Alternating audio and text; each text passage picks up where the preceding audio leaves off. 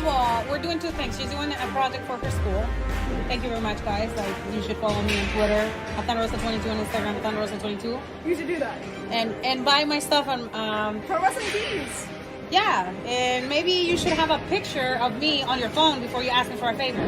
But yes, I said I was gonna beat her up because she has a picture on her phone home screen of my arch enemy, Britt Baker. But whatever, go and call Britt Baker and see what she says and does this program for you. I'm sorry. It's just. Let's get to the question.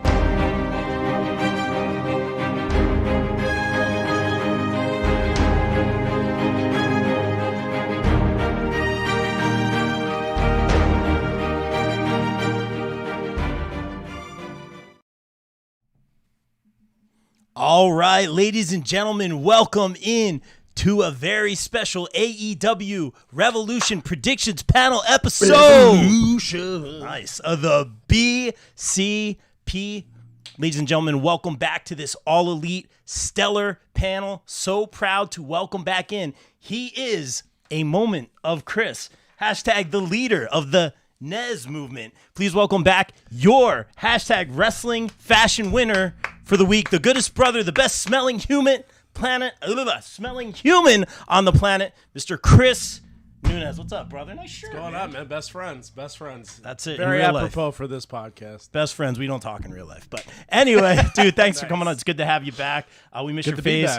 Guys, welcome in the chat. Share the stream. Let us know who you got for AEW Revolution. We are excited for this one. I know there's a lot of rants coming. And speaking of which, please welcome back to the show. You know her as the prodigy princess of professional wrestling. Maria Kanellis' personal protege. This is a mouthful. You know her from Damage 365 Promotions, Rack Attack Promotions, the BCP, the PopBreak.com, Kimmy Talks Wrestling. The list goes on and on. Miss Kimmy, so cool. Kimmy, welcome in. How are you? I'm good. That is me. Hi. As you see, there's a lot of things around me. I still don't have a winner. That video I made was amazing. I must say so myself. I made it on my break. But I really don't know who to pick, and I might get beat up for who I pick. So this could be really scary. That's the story of the night. And thank you, Kimmy, for doing that. It was a great video. Obviously, this thank is you so much. Personal choice. You have, personal relationship with Thunder, who's amazing. Britt as well. So I'm excited to talk about that match. And the thing I love about AEW is a lot of these matches could go either way, man. So I'm super excited to talk about that. But guys, we talk about big debuts in wrestling, or big returns, I should say. Please welcome back to the BCP. You know him as hashtag lay editor-in-chief of the PopBreak.com. You know him as hashtag Dad Bodkin. Please welcome back into the show our good friend, Mr. Bill Bodkin. Bill, welcome, man. How are you, brother? Whoa, it's revolution. Yeah. It's revolution. I'd like to announce that I bought ROH. Oh, dude. Welcome back, man. We missed your face, man. You look handsome as ever. We miss you. We missed the Guinness. I'm going to have to get that later. Chris Nunez is back. It's great to be back with you. The first ballot for the Hall of Fame of Handsome. Kimmy, of course. I mean, it's been 4 seconds since I've talked to you. Rob. Down with the Guinness. So many jokes. I could be real vicious if I wanted to be. It's right out there. Leave it alone. Old Thirst Trap Jones. So let's get into this. Let's do it, man. Glad to have you back, Bill. Baba. You're regretting all of it right now. I don't. Not one iota. Not one iota. We're having a good time. Zubin, welcome in. Bubba John saying, Revolution is a mystery. I like it. John Perry saying DMD, Britt Baker. Guys, please tune in, share, comment, like, subscribe, all that good shameless promo stuff. Let's get into it. So much to talk about. We said this earlier. This pay-per-view, man, it looks stellar. I think we're going to be hosting over here at the BCP compound, get some good food. But this card, man, I don't even know where to start. And a lot of these matches, like we always say on these prediction panels, we are trained to think a certain way. And with AEW, it is hard to pick the winner on a lot of these. We saw Kimmy's promo video earlier. So let's get right into it. Where should we start? Should we start with the pre-show? Because I just saw that there's pre-show. Gentlemen. Please. Gentlemen. Barry in the lead. Lay editor-in-chief. Oh, no. As a man of honor. We got to talk about, baby, we got to talk about the big announcement. You got to get the business out of the way. No Shane involved. It's not Shane. It's a reverse mullet. We're business in the front, and we're going to be a party in the back. I like it. There you go. Or maybe that actually is a mullet. Is it business in the front, party in the back? Who knows? But listen, I'm not Mike Awesome, although I wish I was. Let's go for it. Yeah, Ring of Honor. Rob, would you like me to take over for this segment? Yeah, go ahead, man. You got it. I'm going to do tech while you do that. Listen, so, of course, it's been rumored for a few weeks about this big announcement that Tony Khan had. Rumors of maybe he purchased ROH, maybe AEW got renewed by Warner Media for more years, more money, maybe he's going to HBO Max. Who knows? We found out 8:00 yesterday that the little promotion that I remember seeing in a small, sweaty recreation center in South Philadelphia, Pennsylvania, where I saw the first ever champion crowned for this company, has been purchased by AEW Ring of Honor. Oh, I should say Tony Khan. Tony Khan, now the owner of Ring of Honor. Nobody knows what's going to happen. So it's time to irresponsibly speculate on this and also talk about, guys and gals, how we feel about this, because there's gals in the chat, I'm sure. So let's talk about it.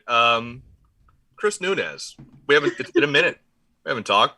How are you? How's the fam? I'm doing Handsome good. Fam's ever, okay. Smelling good. He's handsome as ever. Job's another story, but Brother, the shoot job is a shit job. Let's be real about it. So, your thoughts on Tony Khan making this audacious move? Your thoughts on the future of Ring of Honor and how this could affect the professional wrestling industry? Tony Khan did say he thinks this is going to be great for wrestling fans and wrestlers themselves. So me personally, it all depends on what he does with the Ring of Honor. Does he keep it as is and have it operate as a separate entity? Or was it like when WWF purchased WCW and tried to make it like a segment on Raw or on SmackDown? I'm not sure. Does that come with all the contracts that were Ring of Honor? Or as far as I know, they're all free agents at that point, right? They're all free agents at this point. Yes, as of March 1st. Yeah. I believe all contracts are done. So let me complicate this question to you, my friend. What do you want to see it be? I kind of want to see them do it separately. Almost like WWE with NXT, where they don't really acknowledge NXT, even though we know NXT is there, kind of use that as like its own separate show, not like a separate brand, but like its own separate show. That's kind of how I'd want to see it. The only thing is, championships, I don't know. I'm not really too sure how they approach that. Well, Jonathan Gresham is still the Ring of Honor champion. He was backstage at the Bridgeport, Connecticut show. Mm-hmm. The Briscoe brothers were at some shows not long ago, although there is some more story to that. Red Titus, a BCP and PopBreak.com interview. Nice. He introduced himself to Tony Khan via Twitter, and we've just talked about trios. Tony Khan talked about trios titles. So we never know with those championships. Kimmy, you have a very close personal relationship with This is where she says we. I'm waiting for the we. Go ahead. Well, listen, anytime Kimmy refers to Ring of Honor as we, and anytime you say, I'm going to copy and paste that. Yeah, that's fair. Gentlemen, let's party. So, Kimmy, you have a lot of thoughts on this, and for good reason. You have very intently followed Ring of Honor for over the past year. Of course, Kimmy has written about the Women of Honor, the Women's Championship Tournament, extensively on the PopBreak.com. Your thoughts on Tony Khan purchasing this, and what would you like to see it become? That's a lot of words and questions that I was not prepared for today. Oh, so we've already talked about this. So I know what we've talked about. So we're gonna move Brent Thunder to the side for a bit. I'm so excited. So I knew before it was announced on Wednesday. So my brain was spinning. I was like, what's going to happen? Who's going where? Where's my free agents? Where's Maria going? Did Maria really sign with Impact, or is she getting paid per appearance? Is she going to go lead the women's division? That was my first concern, as always. But I'm thrilled. I'm excited that Ring of Honor is now a company again. And their debut is going to be in Dallas, April 1st. Huge main event. They've announced a lot of stuff for that show, too. Bantino Gresham because Bandito's Gresham's Bandito, technically the champion, but Bandito's technically the champion type thing. Isaiah Swerve is debuting at that show versus Alex Zane. Denise is going to be the host. So there's a lot to this show. But what I really wanted to be developmental, but I want a couple AEW stars to move over. I know you and I talked about a AEW alum possibly booking Ring of Honor. And the first person that came to my mind was Christopher Daniels. And then Bill was like, here's 15 names that it could be. And I was like, Bill, I just wanted the one, but those 15 were two. Excellent match with him and Bryan Danielson, by the way. Yeah. That was a really cool tribute and a really cool opener. Haven't seen Christopher Daniels in a while. And so he's still wrestling with that bad eye, too. Yeah. That's legit. That is not a contact lens. No. So can you tell Kyle that? Because Kyle was asking Insider Kimmy, and Insider Kimmy didn't know. Christopher Daniels has legitimately said in every interview, no, this is real. So okay. Look at any interview with Christopher That's Daniels. what I was doing. And he was like, no, I've heard. Kyle, not you. Rob, I don't know if you have a close, personal, intimate relationship with Ring of Honor. So what is your? I just like putting that voice on every once in a while, and that's an inside joke to anyone, no people on this podcast. Your thoughts on AEW purchasing Ring of Honor, and what would you like to see it become? I think it's very cool, man. Again, I try to look at it from a viewpoint of like people that we've talked to. I'm always an outsider looking in, so I try to get their perspective. When we talked to Vita, which was a great interview, man, you could tell, man, that's Vita Von Star of Be Righteous for anyone. Yeah. It stung a little bit, and my first thought when Tony said that was like, I hope they sign Vita and I hope this works out for her. And then Shane Taylor, who's been doing a lot right now. We see with some of our friends on the indies, former guest of the popbreak.com. I had a great interview with him. What a great interview that was. Shameless promo. Check that out.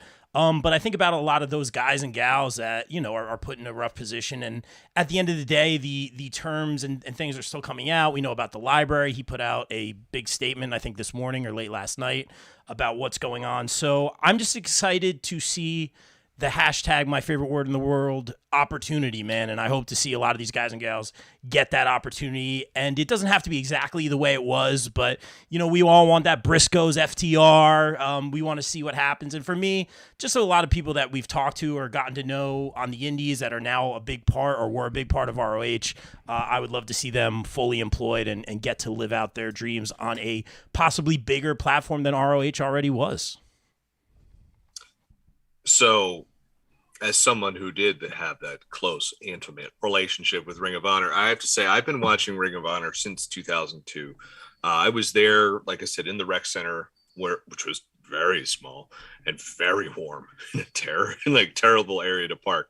I've been there to see him at the Rexplex and the Inman Sports Complex and the Hammerstein Ballroom, and it's been wonderful to watch them. They came out of the necessity of ECW was closed, and we needed an alternative to WWE. And for all of us who love just the Lucha Libre and all the stuff that we saw in WCW and ECW and all the hard hitting action, that's where Ring of Honor really took over. And to see this company, which has almost gone, it always seems to be the phoenix rising from the ashes. The first owner, there was massive, for people who don't know, the first owner was RF Video, and there was massive controversy, was passed on to someone else. The person who took over, Doug Gentry, tragically passed away at a young age. Kerry Silkin saves the company by buying it. Kerry Silkin can't afford it after a number of years. Then Sinclair comes in and saves it. Sinclair can't keep it. Tony Khan. So it's pretty cool to see it's going to continue growing. And right now, Ring of Honor is more buzzed about and hotter than it has been since the Madison Square Garden show. And I was at the Madison Square Garden show, and I knew that they were in trouble because I was at the press conference, and when asked, it was post-Elite, pre-AEW, that it's like, well, what's your plans for the future? And the answer was, we're just thinking about Pittsburgh, which was the next week. And I'm like, oh, that is a problem. And if you watch that show, that is a show of everyone was super into New Japan stuff. No one was into the Ring of Honor stuff, which is sad. And I think with a new creative mind behind it, you could do what companies have tried to do forever. This has been going on in wrestling forever. Continental bought World Class in the late 80s, early 90s. I was 7 years old when that happened. That was my daughter's age when that happened. And to watch those two companies work together, World Class didn't work out. Jim Ross talks about when Mid-South / UWF was bought by Jim Crockett, which would become WCW, and how ego took over and didn't allow for two promotions at the same time. We also, well, not all of us, but a lot of us saw the invasion. And when WWF bought WCW and ECW, and just how those both suffered a terrible death at the hands of WWE. And Jim Ross saying Vince McMahon told him, I don't want to do this. I don't want to make this mistake. Tony Khan is a student of history. If we've learned of wrestling history, if we've learned anything, he loved Ring of Honor. He is a nerd, like the four people on this podcast and every person that will comment on this podcast. So he loved Ring of Honor. I don't think he has any vendetta against Ring of Honor. And the great thing about Ring of Honor is it's a clean slate. You can make it whatever you want.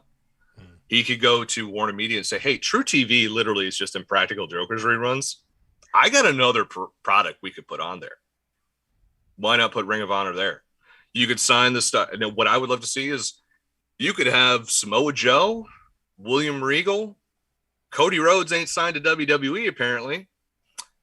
Allison Dangers, a.k.a. Kathy Carino, who was just released by WWE.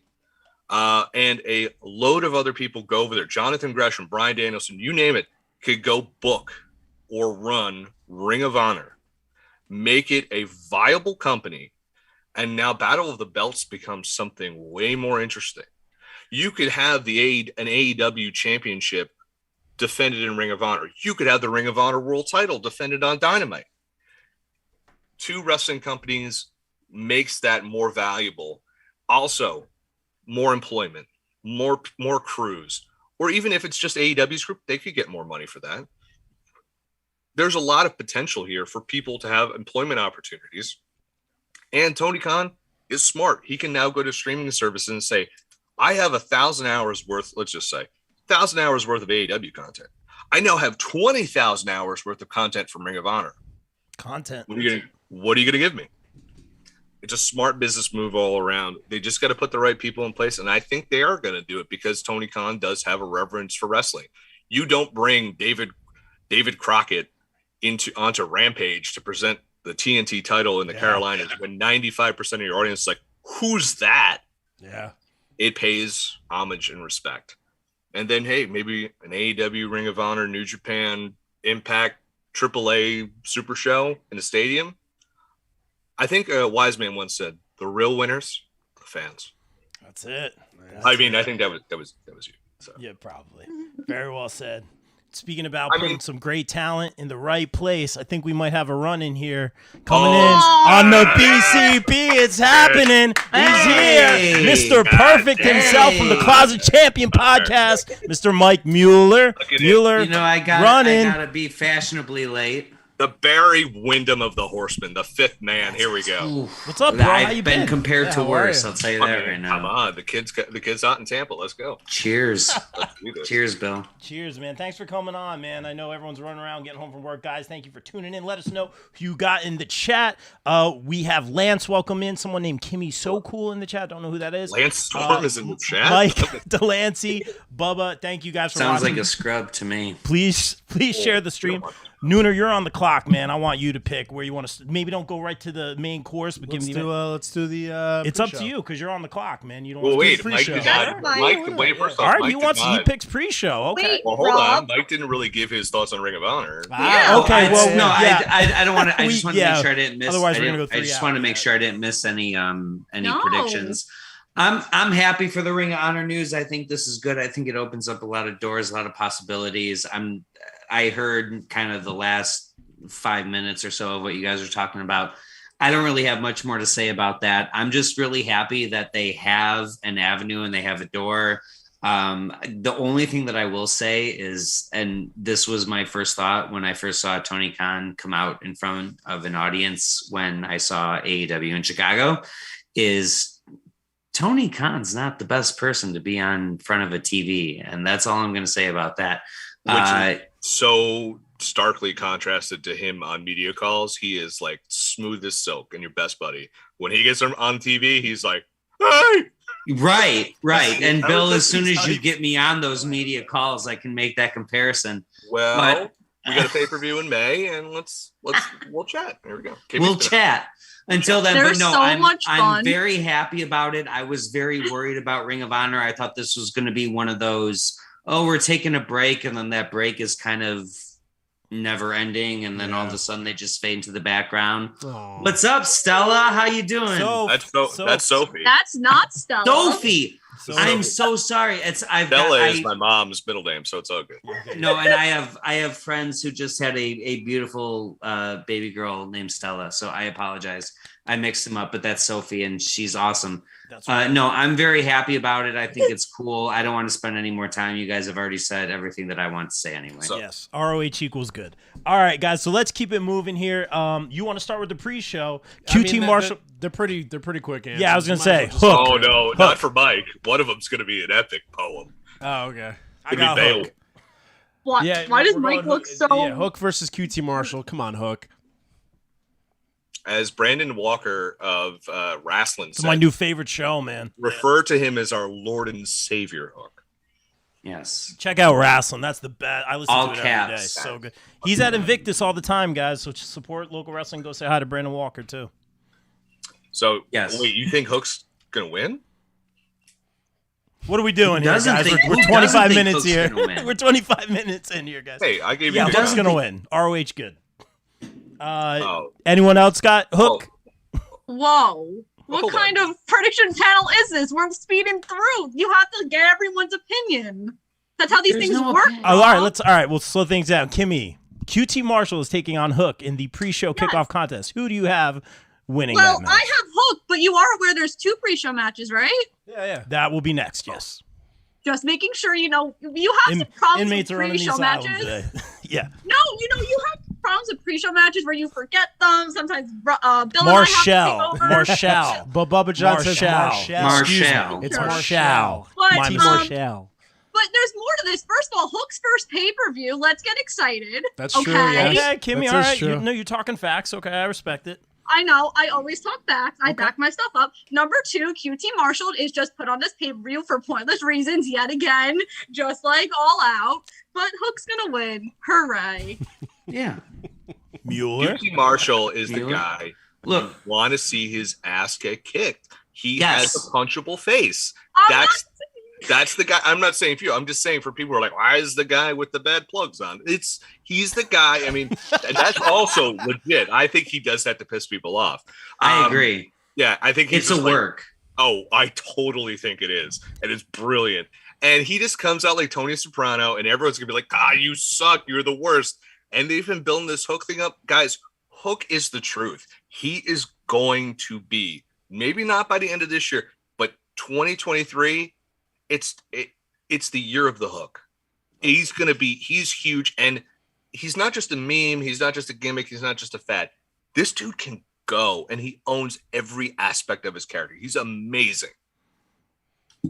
We have, and this is like, I don't mean to make this direct comparison because it's so on the nose, but we haven't seen a character like Hook since Taz. And I mean that in the sense, of a character who just owns who he is. He doesn't pander. He doesn't do anything that's not outside of what he is as a person. And I don't know Hook. I've never met Hook, but I have a firm belief. I'm going to try and change that. That's please do. Oh my God, Bill, please do. He's But like- I believe it's one of those things where it's like Taz always got flack for he wasn't willing to sell himself as anything other than what he really was. And so he wasn't willing to do jobs and he wasn't willing to do things. And that gave him a lot of heat in the back, and it maybe stunted his potential long term. But I feel like what we see is what we get with Hook. And I think it's brilliant. I completely agree with Bill. It's not only because I have a gigantic crush on Hook, but who doesn't? Like Kimmy. That you hair, have come on to. now. Kimmy You does it. have to. Like he's You're just not funny. he's Kimmy- so Kimmy's lovable. just I'm all not about the trying love. to be funny. I'm trying to be real. I'm not I'm trying to be as talking to real you. as Oh, fuck. Oh, Bill. it's talking about me, not you. But Hook, it's just there is such a genuine realness about him, and he's kind of that like punk, anti-authority kind of figure. He doesn't talk. I still don't know if he has teeth. I'm not sure. His hair doesn't move. His hair doesn't move. I'm sure he has teeth, and I'm sure they're perfect. I'm sure, just like everything else about Hook, I'm sure they're perfect. But no, this is Hook all the way. And QT Marshall, slam him all you want, but the dude knows what he's there to do, and he does it really, really well. And that is an invaluable person to have in your company, because not everyone is willing to do the job over and over and over again like That's QT true. Marshall is. So that's something that should not be ignored. And I'm sure Hook is going to go over. I'm sure QT Marshall is going to look like Barry Horowitz and all this. But at the end of the day, everyone pat on the back. Nunes. He'll be in WrestlePro in Jersey next month. Who, Hook will? No, Barry Horowitz. I mean, if Hook was going to be in Raw, I was about to get on Expedia. That would have been sold out already. No, Barry. I was Horowitz. about to get on sent Hook. Expedia. Nothing against Barry, but holy shit. Barry Horowitz and Coach Janela. Here we go. Yeah, this is Hook all the way, but I agree 100% with Bill. If we're not looking at this year, and I really, really want to see Hook versus Sammy, whether there's a belt on the line or not. Thank you. Whether there's a belt on the line or not, Hook versus Sammy is money, and we're getting that. Title. We're getting that before the calendar year ends. That's my guarantee for tonight. And Hook for the ROH title, or for the and now that ROH has brought in all of that, he can move over. He can be the face of that company. He can be an upper mid carder in AEW. He can do whatever he wants to do. There's unlimited potential with this guy, and yeah, we love Hook. Dude, that is why you're here. Very well said. Hook. Very well said. Bill, have anything to add on that? Well, I mean, yeah, he's the greatest. I mean, Hook's amazing. So I think and this is the perfect Tony Khan. It's retraining the brain. The buy-in is not a WWE pre-show where it's just like, here's a match.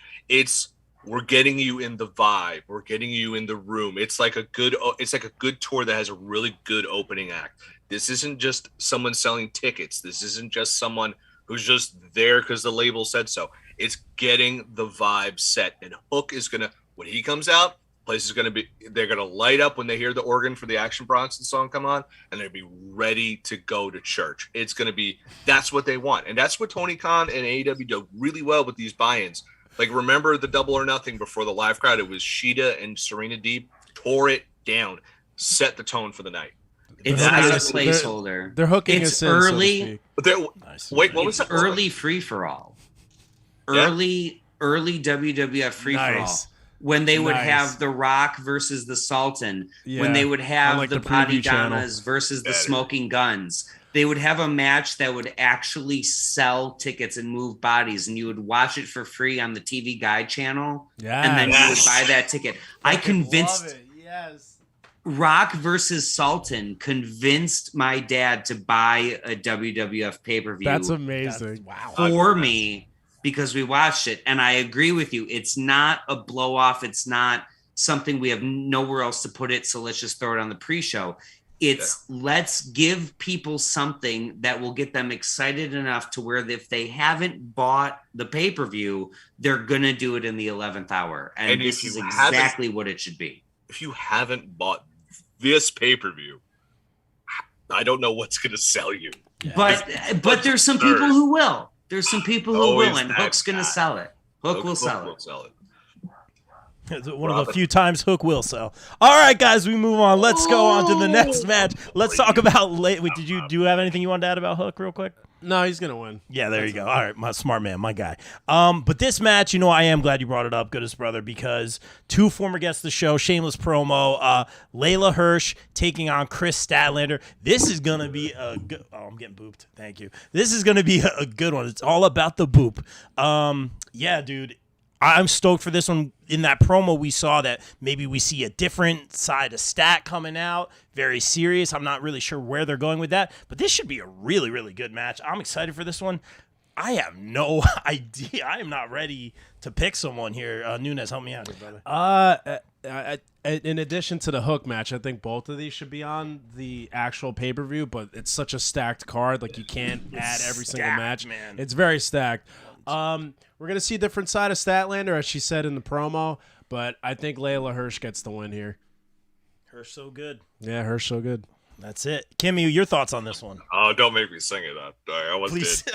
I will. So I have a theory that probably is not going to happen. So Bill, did you read the AEW prediction thing I sent you last night or early this morning? Please tell me no. No. Thank God. Okay. I did. I've been. Because I didn't want you to read it, and then you were like, "Oh, I know exactly where Kimmy's going with this." Oh, so I've been very busy. that's a good thing. I didn't want you to see it anyway. So here's my theory, my wonderful theory.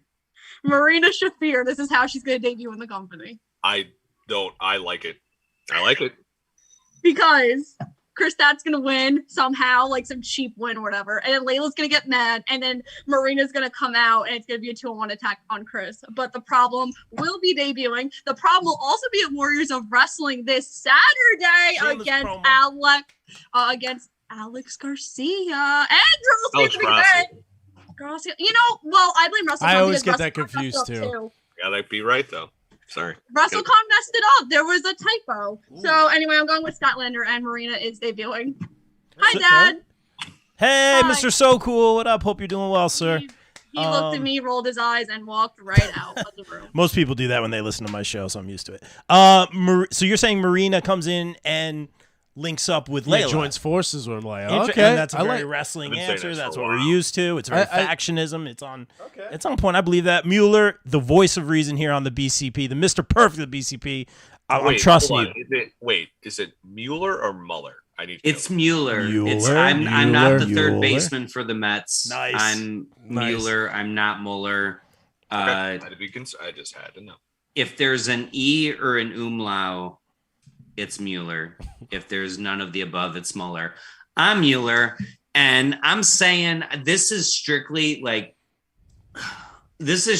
heart, and I don't like to pick with my heart ever. I'm a head over heart guy. I've embraced it. Yeah, but you're the rebel heart. Come on. Try. Don't compare me to Johnny. I'm not on that level. Chris is comparing to Johnny. That's Chris can be compared to Johnny. I could sense by the way, Chris, where is that pink tie? Why am I not seeing that pink tie? That's literally why I can't have it out all the time. Only sometimes. Fair. It needs to be a special occasion. But speaking of special, I just think Chris Statlander is a special type of competitor. Yeah, she is. I think. And I mean, it's a pre-show, so I don't know how much extra shenanigans we're going to get. Mm-hmm. But Layla Hirsch has not endeared herself to the majority of the AEW roster. She's got a lot of enemies right now. She is kind of a woman on her own. She's an island of her own. She's turned her back on most of her allies. And if ever there was a time for a little bit of chicanery or a little bit of comeuppance on Layla Hirsch, Layla Hirsch deserves to be taken down a peg, whether it's now, whether it's later. I don't know what it is, but I'm not going to go against Chris Statlander. I don't know if best friends are going to get involved. I don't know if anybody else is going to get involved. There you go. God, I love that shirt. I know. I love that shirt so much. How could you not? But I'm going to pick Chris just because that's where my heart is. And if I'm going to be wrong in this scenario, this really is 50-50 to me. I think there's equal benefit to both of these amazing women winning in this match. But I'm going to pick Chris only because that's what my heart wants. And that's all that it is. There you go. This is tough. Bill, help me out. It's tough. Oh, I'm going to make it harder because here's the problem. Chris Statlander, they let her become a heel. She literally said, I understand why your parents put you in an orphanage. Yeah, what was you that? don't say that. When she said that, I was like, whoa, this just got real. And they kind of let that lie, and then they doubled down on it. And Layla Hirsch is like, I'm going to beat the shit out of you for saying that, which is the correct response. So to me, the big question here is, if rumor and innuendo is true, and you're bringing in all these, there's potential to bring in a lot more new talent. Is this the beginning of Chris Statlander turning heel, which would be great? Hear me out. Hear me out. I'm listening. And so you now have a stronger heel contingent that isn't just Britt Baker and everybody else. You have someone. Jade. Well, you can't touch Jade right now. Jade is on an island, in my opinion. Okay. So if you want someone who's going to be able to feud and do a give and take with, say, a Toni Storm, an Athena Palmer, a Tegan Knox, whomever comes in, Chris Statlander is the perfect person for this. And to have her be able to be a heel, to show her heel side, I think gives her more than just being the girl in Best Friends. And I understand, like, for this. But are you flipping Layla then? I think Layla's going to get cheered because a lot of people are like, yo, Statlander crossed the line. You look at Twitter. Like, I think she's going to get cheered for this match. But I think even if she turns, I think giving a shade of gray to Statlander, making her aggressive, making her be able to turn into this, lean into a dark side when needs be, as we see AEW has been able to do with a lot of characters, but they've been able to, depending on who someone is fighting, they can flip-flop between, and it doesn't feel weird. It feels natural. I'd like to see that for Chris Statlander, and that I do think Layla's going to win because Layla needs the win more than Chris Statlander because you need to move her forward. She's always been stuck in first gear, and then we need to get her to the next level because they do believe in her. You have the Owen. You want to have her strong for that. You want to have more strong women going into this. Statlander is the gatekeeper. She's strong. She's over. She's not going anywhere. So I think Layla is going to go over and should go over. Go ahead, Mike. Michael. I was just going to say go to Kimmy next because I got to go to the bathroom and I don't want to miss anything important. I need to refresh it. Okay. They're not going to come back, are they? I'm used to this. No, I'm coming back. Where else am I going to go? They do this every time. I also picked this match already, so why are you going to me? I don't know. The inmates are running I this can out. talk. Like, if you want me to talk, I'll talk. I'll Guys, chime here's in. the new. Look, here's the new bobblehead I got. Where's it available? Right. AEW.com or? No, it's an exclusive. It's only 300 available. I got number 146. That's awesome. Good job, Kimmy. That's really cool. So who's your prediction? Yeah, so I'm gonna go. Man, this is tough, but I like all the arguments you guys brought about. I'm gonna go with Layla after thinking about it. I don't necessarily think. First of all, they are telegraphing this new Chris Statlander with this new attitude.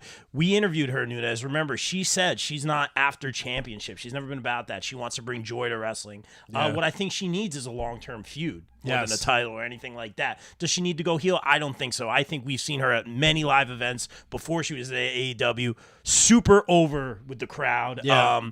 The kids love her.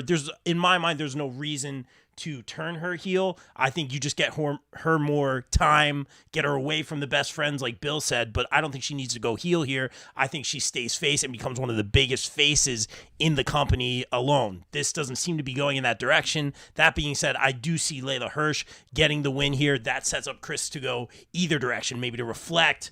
Needs to concentrate on her singles career, get away from the best friends. You could take it any direction. If she does go heel, that gives her that setup. So I'll go with Layla Hirsch on that one. And you guys bring about some very good points. And like Mike said, this opens up some sort of chicanery, interference, factionism, as we often see in AEW after the fact. So I'll go with that. What needs to happen is AEW has done a great job with the men. Now let's give the women the shades of gray. Let's make characters three-dimensional. Yeah, there you Instead go. of being like, she's an alien, give her something more. Complicate her. Why not? She needs a lot. Like I was saying, when name drop, but like when we talked to her, she said she wasn't about the titles. And I think what she needs right now is a long-term feud. Yeah. And she needs layers to her character. Yeah, because like Bill said, she's an alien. She boops people. Great but like, wrestler. What else is there? Great look. Yeah. She's amazing. We'll see what happens. Nooner, I know you're on the clock, man. Where should we start here? Let's go Jericho Kingston. I think it's a great place to start. These guys can talk. They're going to go to war in the ring. Excellent. It's going to be Jericho's looking great. Battle of the back elbows. Yeah. But Jericho looks great. Jericho's looking really, really good. Let's throw it to Kimmy. Kimmy, your thoughts on this one? Oh, I was not thrilled when this got announced. I was kind of pissed off because I was not Don't look at me like that, Bill. I mean, I told you this. We had this conversation. So what about it? Like, why? I'm gonna get there. Like, let me go. You let everyone else go. Let me go. So I was honest in this match going first because I was like, oh, this is gonna be whatever, two older guys wrestling each other. Cool. Then they started talking and cutting promos, and I was like, damn, this is actually pretty freaking good. But I think Kingston needs this. I know, right? I think Kingston needs this more than Jericho, and Jericho's just going to go on a long little spiral because all his friends are turning against him and all. Yes, Mike, we agree. Shocker. All his friends are leaving him, and he's going to be very upset. So Kingston's going to win. Noons. Also, too, with that, we saw after the promo when Jericho was backstage, Santana and Ortiz kind of gave him a fist bump, and he was like, "Are we good?" And they didn't say anything. They didn't nod their heads. They kind of just walked away. So I'm not sure if they'll get involved in this match. To piggyback what Kimmy said, Kingston definitely does need this win more than Jericho. Jericho is just if anybody in AEW is going to plateau to stardom, they need to go through Jericho. And I think this is going to be Kingston's big win of his career. Yeah, I'm gonna. Here it is, copy and paste. I think Kingston needs to win here. I think Jericho puts him over for. Thanks. Got you. I think Jericho puts him over for a lot of reasons. And this is a good, solid match on the card. They're gonna hit all their spots. Kingston's gonna get the dub for a lot of reasons that, like you mentioned, the LAX, very well deserved, proud too. and powerful. It makes all the sense in the world for Kingston to win here. I don't need to go on and on about it. Let's start with the Mueller, man, because you're rocking the shades here, man. We're rocking the red, white, and blue. I don't know if you can see it, but that's Stars and Stripes. I'm going Lex Luger 93 here. Nice. Got to get the Mueller Express going. You're going Buff Bagwell and the Patriot. Let's go. Let's be honest. I mean, we could do that too. God bless the Patriot. Patriot, underrated wrestler. And also, Kimmy's got the shades too. Yes. First of all, props to Kimmy because I just noticed free agent Kimmy So Cool, and I love that title. No, look, Eddie Kingston has done a lot of jobs. Okay, like he's come in, he's made himself. Like give me shit for this. I don't care. I didn't know who Eddie Kingston was before AEW existed. Many others. Me and many others. And I know that, but I'm not an East Coast person. I'm not an indie wrestling person. I'm not using that as an excuse, but I was not aware of the brilliance of Eddie Kingston. And then all of a sudden he got dropped into my lap and I'm like, oh my God, this guy's amazing. But he's spent outside of his tag team with Moxley, he's pretty much done jobs. And he's done enough jobs. He's got enough people over, but we're starting to ride that line where if we don't give this man a couple legitimate wins, all of a sudden he's a very, very, very glorified jobber. And that's not something that you want to do with Eddie Kingston because the realness of Eddie Kingston, the way that people can relate to him, you got to give him a win. You got to give him a victory in order to make people continue to believe in him and believe in his message. He's not the guy that needs to win all the time or even most of the time, but he has to win some of the time. And the way that this feud has been going, Jericho's turning heel. Kingston's been tweener his whole time on TV.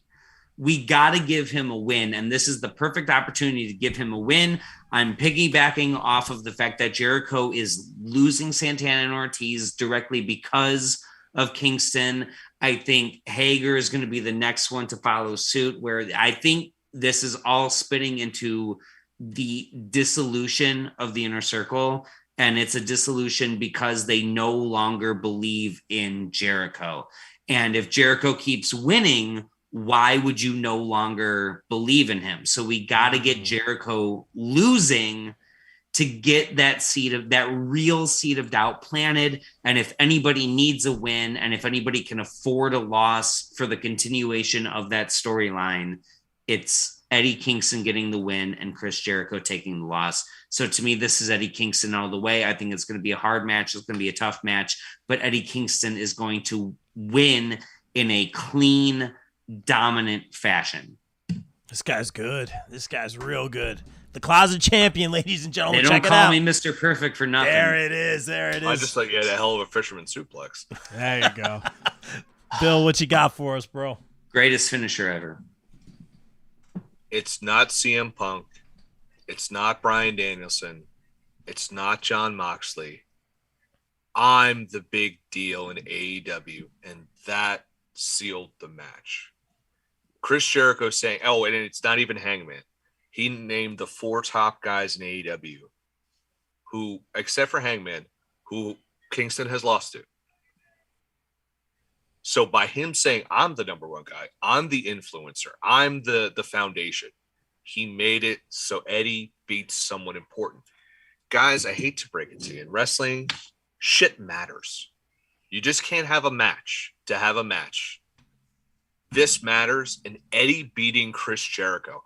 I don't know if it'll be clean. I feel like Santana and Ortiz are going to turn their back on him. Maybe it'll be at the end of the match. I don't know. Yeah, I feel like something's going to happen with them. They're going to turn on him. Something's going to happen where Eddie and Santana and Ortiz are going to be a trio going forward.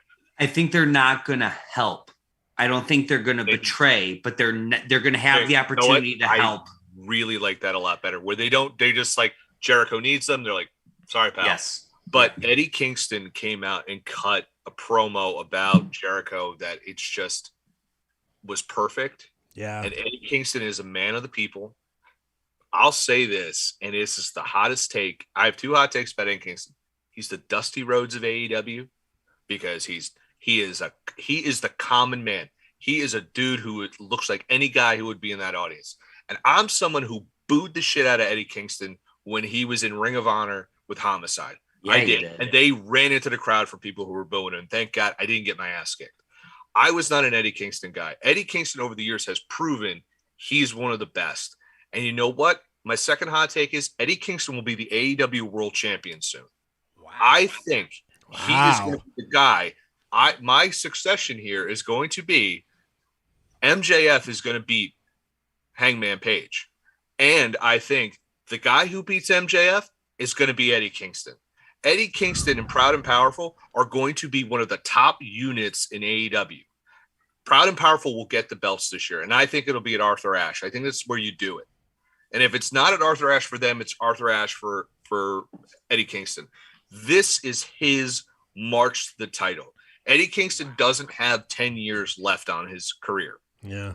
He might still be wrestling 10 years, but he's not in the prime like he is right now. He's going to go out there. He's going to be the emotional winner. He's people want him to win because he's us. He says the things that we all experience. He talks about his weight. He talks about quitting smoking. He talks about mental health. This is the guy. This is the guy. And Jericho knows good business. He's not a dum-dum. And he's gotten himself in a good shape. So he loses to Eddie Kingston. He'll go over here and do something next. That's what's going to happen. This loss does not hurt Chris Jericho because he's the Terry Funk of AEW. Terry Funk could lose 100 matches. He's still Terry Funk. Yeah. No one would have cared. So Jericho's going to lose this match. Eddie Kingston marched to the top for him. Wow. Good stuff, Bill. You guys are really bringing it. I love your evaluation of that match. Makes me more excited. Bill, you got the sound bite so far. I like that. Very well said. That's what I do, except when I'm cursing. So we're just talking about Randy Orton. Tell you about this motherfucker. It is like, all right, let's talk about the face of the Revolution ladder match. Let's get into this one. Because I know you're on the fire, brother. Keith Lee, who we got to see make his debut in Atlantic City. He's limitless. What can I say? Versus Orange Cassidy versus there's a will, there's a way. Powerhouse Hobbs versus Starks versus my guy Wardlow. I am super excited for this one. Plus the winner. Go ahead, Bill. I know you want to say it. Well, there's 2, which was confirmed, but is not publicly confirmed by AEW. Oh, yeah, I just saw that. The winner of Ethan Page and Christian Cage. Thank God we got this match because just for rhyming reasons alone. And there is a TBD. Confirmed by Fightful. There will be a TBD. There's another guy for this match. So grand total of 7. I'm a drummer. I can only count to 4. 8. 7. 8.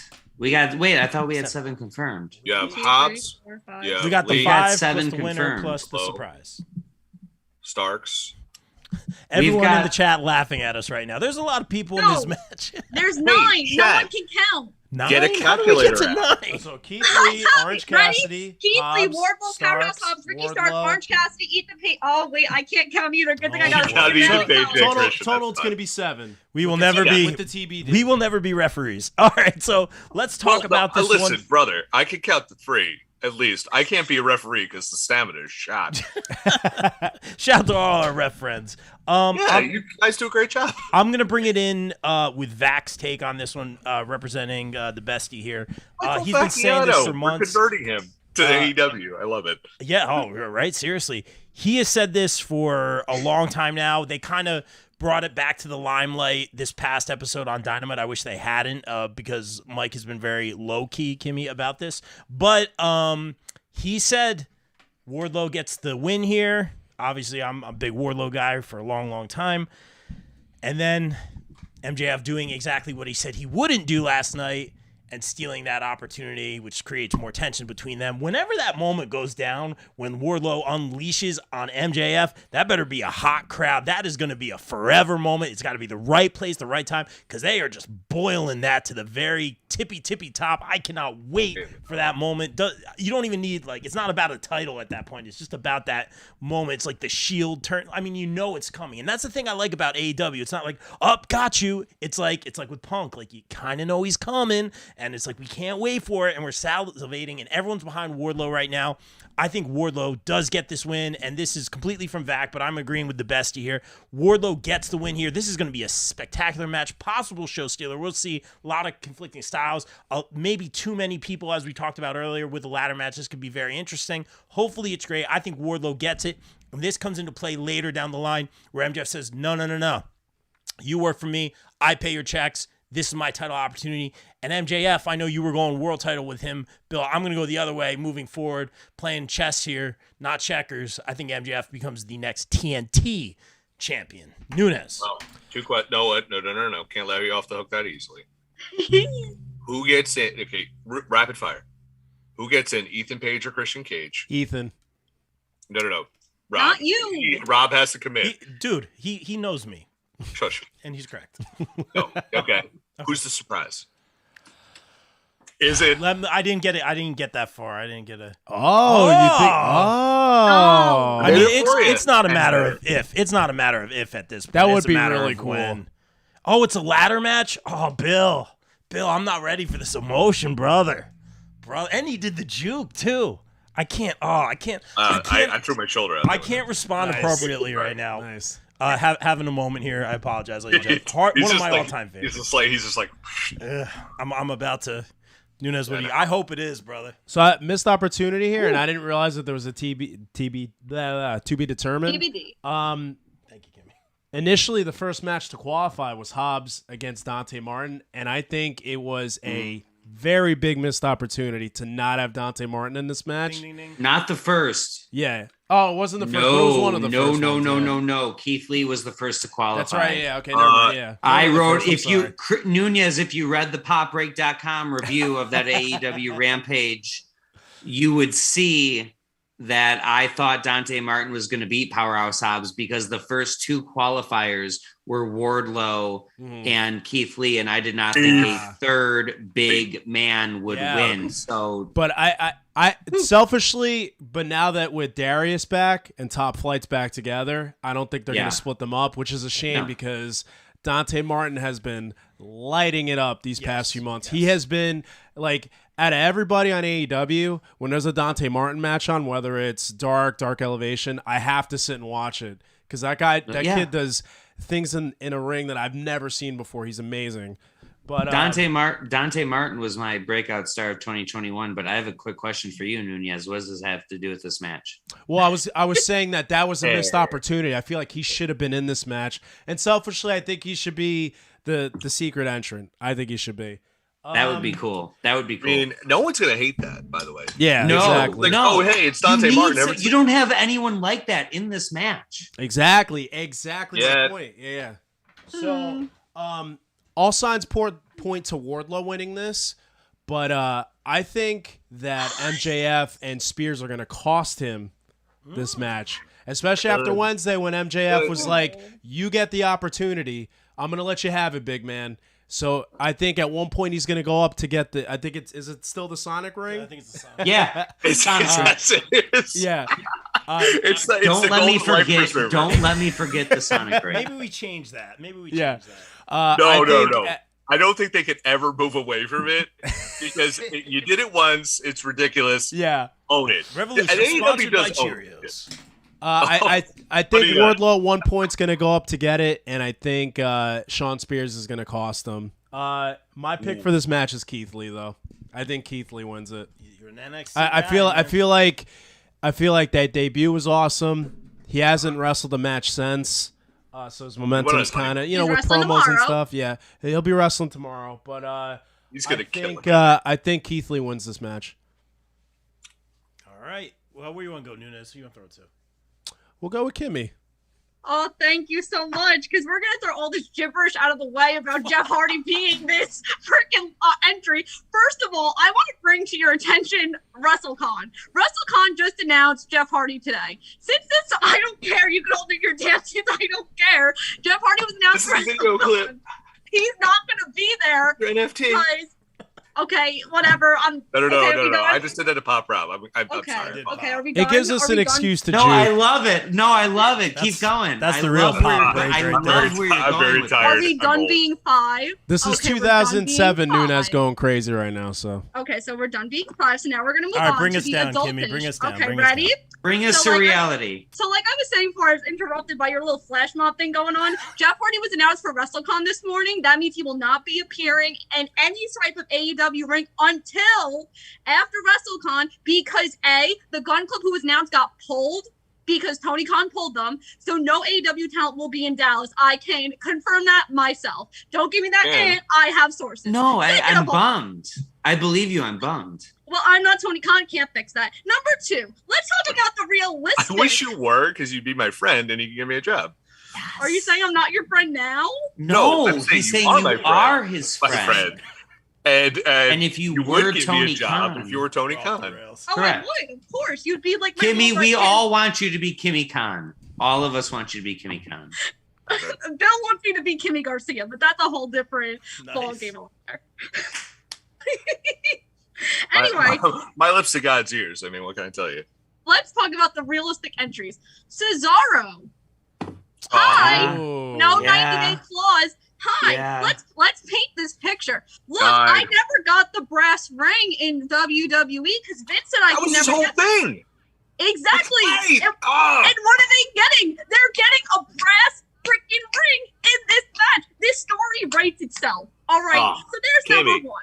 A plus. Thank you. That is Thank fucking you. great. Sorry. Thank you swearing. so much. Number 2, if we're gonna dabble in Ring of Honor, Isaiah Swerve could debut too. Whoa. that would be an Hi. excellent one. Hi, number 3, Ring of Honor World Heavyweight Champion Jonathan Gresham's been popping here and there. Ooh, wow. Let's look at the realistic possibilities and leave that phoniness of Jeff Hardy all the way on the other side. of the Listen, I was just room. trying to pop the host. Come on. I know, but you know, what? Look at it. Look at that face. It works. He's had a hard life. That's true. I'll I take what I can get understand. these days. It's been, But I mean, sometimes- listen, we can't all have a vivacious life. Nice. And my God. I'm so excited for her match this weekend, though, by the way. So, my winner, the one and only, will be Keith Lee, because there's no way in hell you're having Keith Lee in his first real match lose. And that's the tea, sis. Kimmy laying down the law. Send it over to me. You Send got to it head over to out. me. Everyone say bye to Nunes. He's got to go to work. I'm Okay, so Chris sad. Nunes. Oh, Let's Bring, do bring that. Becky in. Bye, It's gonna be Chris. lonely. We'll bring in big time Bex to replace All right, Nunes. Bill. I'm gonna miss Nunes. Mueller, the voice of reason, help us out here. Yeah. So the first thing, the first thing that I want Dude, to I say, bet you Becky Lynch would actually have really good predictions for this because I think She knows the biz. I think she'd Can I also be grab great in that? this match. Oh fuck! say it, Stop brother. it! Stop it! That don't. My heart can't take that. So I think Becky Lynch would also be great in this match. But Surprise no. entry. So the first thing I want to say, and I know that Wikipedia is not the end all be all, but Wikipedia does not have a TBD That's not true as of 1:00 yesterday morning because I. Okay, well, as of 10:03 p.m. Eastern Standard Time, I'm looking at. I am basing mine off of the Fightful stories that I've read. So yes, there is a possibility that there is no TBD. Right. So there is a possibility there is. So, but that's what I'm saying, because the AEW tends, if you want to play the odds, AEW tends to give this win to the TBD. So not last year, but if you look, I know Ethan Page came in and he did not win, but Hangman Adam Page was the first TBD in the Casino Battle Royal. There's, by and large, it's been the TBD gets the spot. So I'm having a hard time because I tend to agree with Kimmy. Believe it or not, we agree most of the time. It doesn't look like it, but we do. I think this is Keith Lee all the way. I really do. I thought it was from the second that he came in. My heart wants Ethan Page just because I love Ethan Page. I'm a mark for Ethan Page. But I think this has got to be Keith Lee. I love the idea of someone like Cesaro coming in and grabbing the brass ring. And I just want to say this has nothing to do with anything. But we're talking about the brass ring, and I'm a Detroit native. So I want everybody who's not a Detroit native, because if you are from the Metro Detroit area, you already know what I'm talking about. Google Sterling Heights Golden Butthole. What does this have to do with fucking anything? It has to do with the golden ring. I'm just saying. Why? We've got the golden ring in our area. I look at it every time I go to work, and that's all that I'm saying. But as far as this match goes, I can't put my eggs in the TBD basket. So I have to look at what I have in front of me. And what I have in front of me, as far as anything else, is Keith Lee. And the reason, Rob, why I was going with Wardlow. Until MJF cut that babyface promo. And now all of a sudden I'm questioning, are we going to get a double turn with CM Punk and MJF doing a face heel swap? I don't know. I don't believe it. But I've got a hard time believing that we're going to get the immediate payoff of MJF going immediately back to heel by screwing over Wardlow, by Wardlow winning this thing, and then MJF saying, I want it for myself. Did you watch Dynamite this week? Did I watch Dynamite this week? It's Thursday. Yeah. So did you watch it yesterday? Oh, I watched through the Casino Battle Royal. Okay. Oh, so you didn't. So let me. Yeah, fill me in. Okay, so MJF basically comes out, and Punk comes out, and he's like, he cuts this amazing promo. I don't even want to spoil it for you, but no, spoil. It's fine. We're 3 days Punk late. cuts a promo for the ages, basically saying, "Am I the bad guy? I'm so sorry." And then MJF comes out, they hug, and then MJF kicks him straight in the balls, and then beats the piss out of him and cuts him open so badly. It's like a 10 on the Mudu scale how much he was bleeding on TV. Good MJF reference. is solidly a heel. Wardlow comes out there. Wardlow beats the crap out of Cesar Bononi. Like, it's not even a match. He just woofs this guy who's like 9.5 feet tall, kills him. And then he's like, Spears tries to get in. He's like, no. You don't get to use the chair after you stopped me from the powerbomb last week, you dick. And then they go backstage, and then, Spears is like, I'm sorry, but I tattled to Max, and Max is like, you still work for me. He's like, yeah, I'm really, you know what I'm busy doing? Busy saving your ass all the time. And MJF slaps him in the face and says, you work for me, asshole, essentially. But Wardlow didn't respond. Oh, Wardlow he told Max, he's like, I've been saving your ass for years. Okay. So the tension is palpable. You could. So I still, given what you just told me, I still don't think we need this face of the revolution equation in the Wardlow MJF storyline. I don't think it needs it. I think the story is fine on its own. So I'm going to stick to my initial guns. What you did say just changed my opinion about what we're doing on Sunday, but I'm going to stick with Keith Lee because I think the MJF Wardlow blow off doesn't need this golden butthole Sterling Heights, Michigan payoff in it. And Rob, I'm sorry that I keep saying butthole on your show, but I swear like a sailor on this. Did anyone Google it? Has anyone Googled it? I did not. I'm live on a podcast and I'm captured in your. I'm trying to pay attention to you, Michael. I don't even Google stuff that Bill tells me to look up when we're having a normal conversation. You also don't watch the matches that I tell you to watch, but that's how do you know I didn't do it? Because you didn't tell me that you did. So, Rob, my prediction go ahead. The Revolution ladder match is going to be Wardlow because here's why. Here we go. So, to me, it's me and you. Keith Lee is going to be canceled out by absolute Ricky Starks and Will Hobbs because there is the feud. There is Keith Lee's first feud. They're not going to go for it right away. I think Keith Lee will be a TNT champion this year for sure. And I think he will win it in Texas at Battle of the Belts whenever that happens, I believe in April 15th. April 15th. Because what's going to happen is that title shot, that title match, which is supposed to happen, usually the stipulation for this, as it was last year, was the Dynamite after Revolution is when the challenge is made. I believe the result of the CM Punk MJF match will factor directly into this, and that's going to be MJF losing that match. MJF is going to be so pissed off that he lost to CM Punk. He's going to go to Wardlow. He's like, that title opportunity is my opportunity, and if you don't give it to me, you're fired. And I think he's going to do that, and what Wardlow's going to say is, go ahead, fire me, because because you know what Wardlow has never got in AEW? An all-elite graphic. And I'll thank people online for saying that. He's never got the all-elite graphic because since day one, they have worked him as MJF's employee. And I think this is when it's going to happen. We're going to have the explosion, the Dynamite after, because he's going to take it from an MJF's going to lay everyone out, or he's not going to have this title shot, or MJF costs him. In fact, what they could do is, I think, I heard this on Fightful, and I actually like this idea.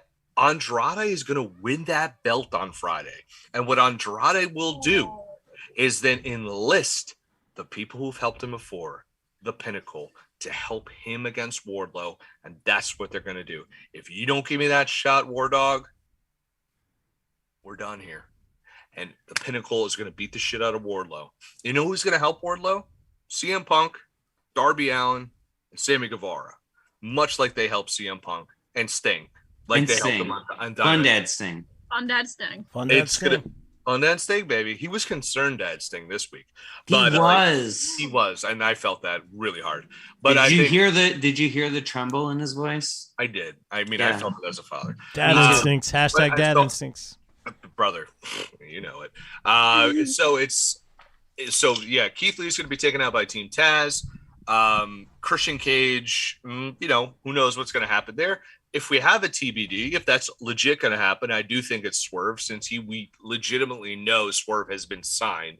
The people who have done music with him will be performing at the AEW, basically soundtrack event. They're doing a concert with Mikey Ruckus. So I think Swerve's there, and I think that's what's going to happen. And Swerve doesn't have to win. He just has to come out and be dope, and that's what he does. He just comes out and is great, and they never allowed him to have a full run with it, which is ridiculous. Points going otherwhere. But so I think that's why Wardlow is going to win this match. This match is going to be awesome because it's not just like, hey, we have one big guy. We have three big guys. We have three big guys. And also watch out for Ricky Starks. This is 2022 is his year. I love it. And by the way, I'm a synthwave fan. So everything that Ricky Starks is doing with his merchandise is 100% synthwave. And God bless him for it. That's neither here nor there. I wanted to pop for that. I do want to say that I am very excited for the moment that Jeff Hardy does come out for Rob, because he will wet his pants. I wish I was in New Jersey for it.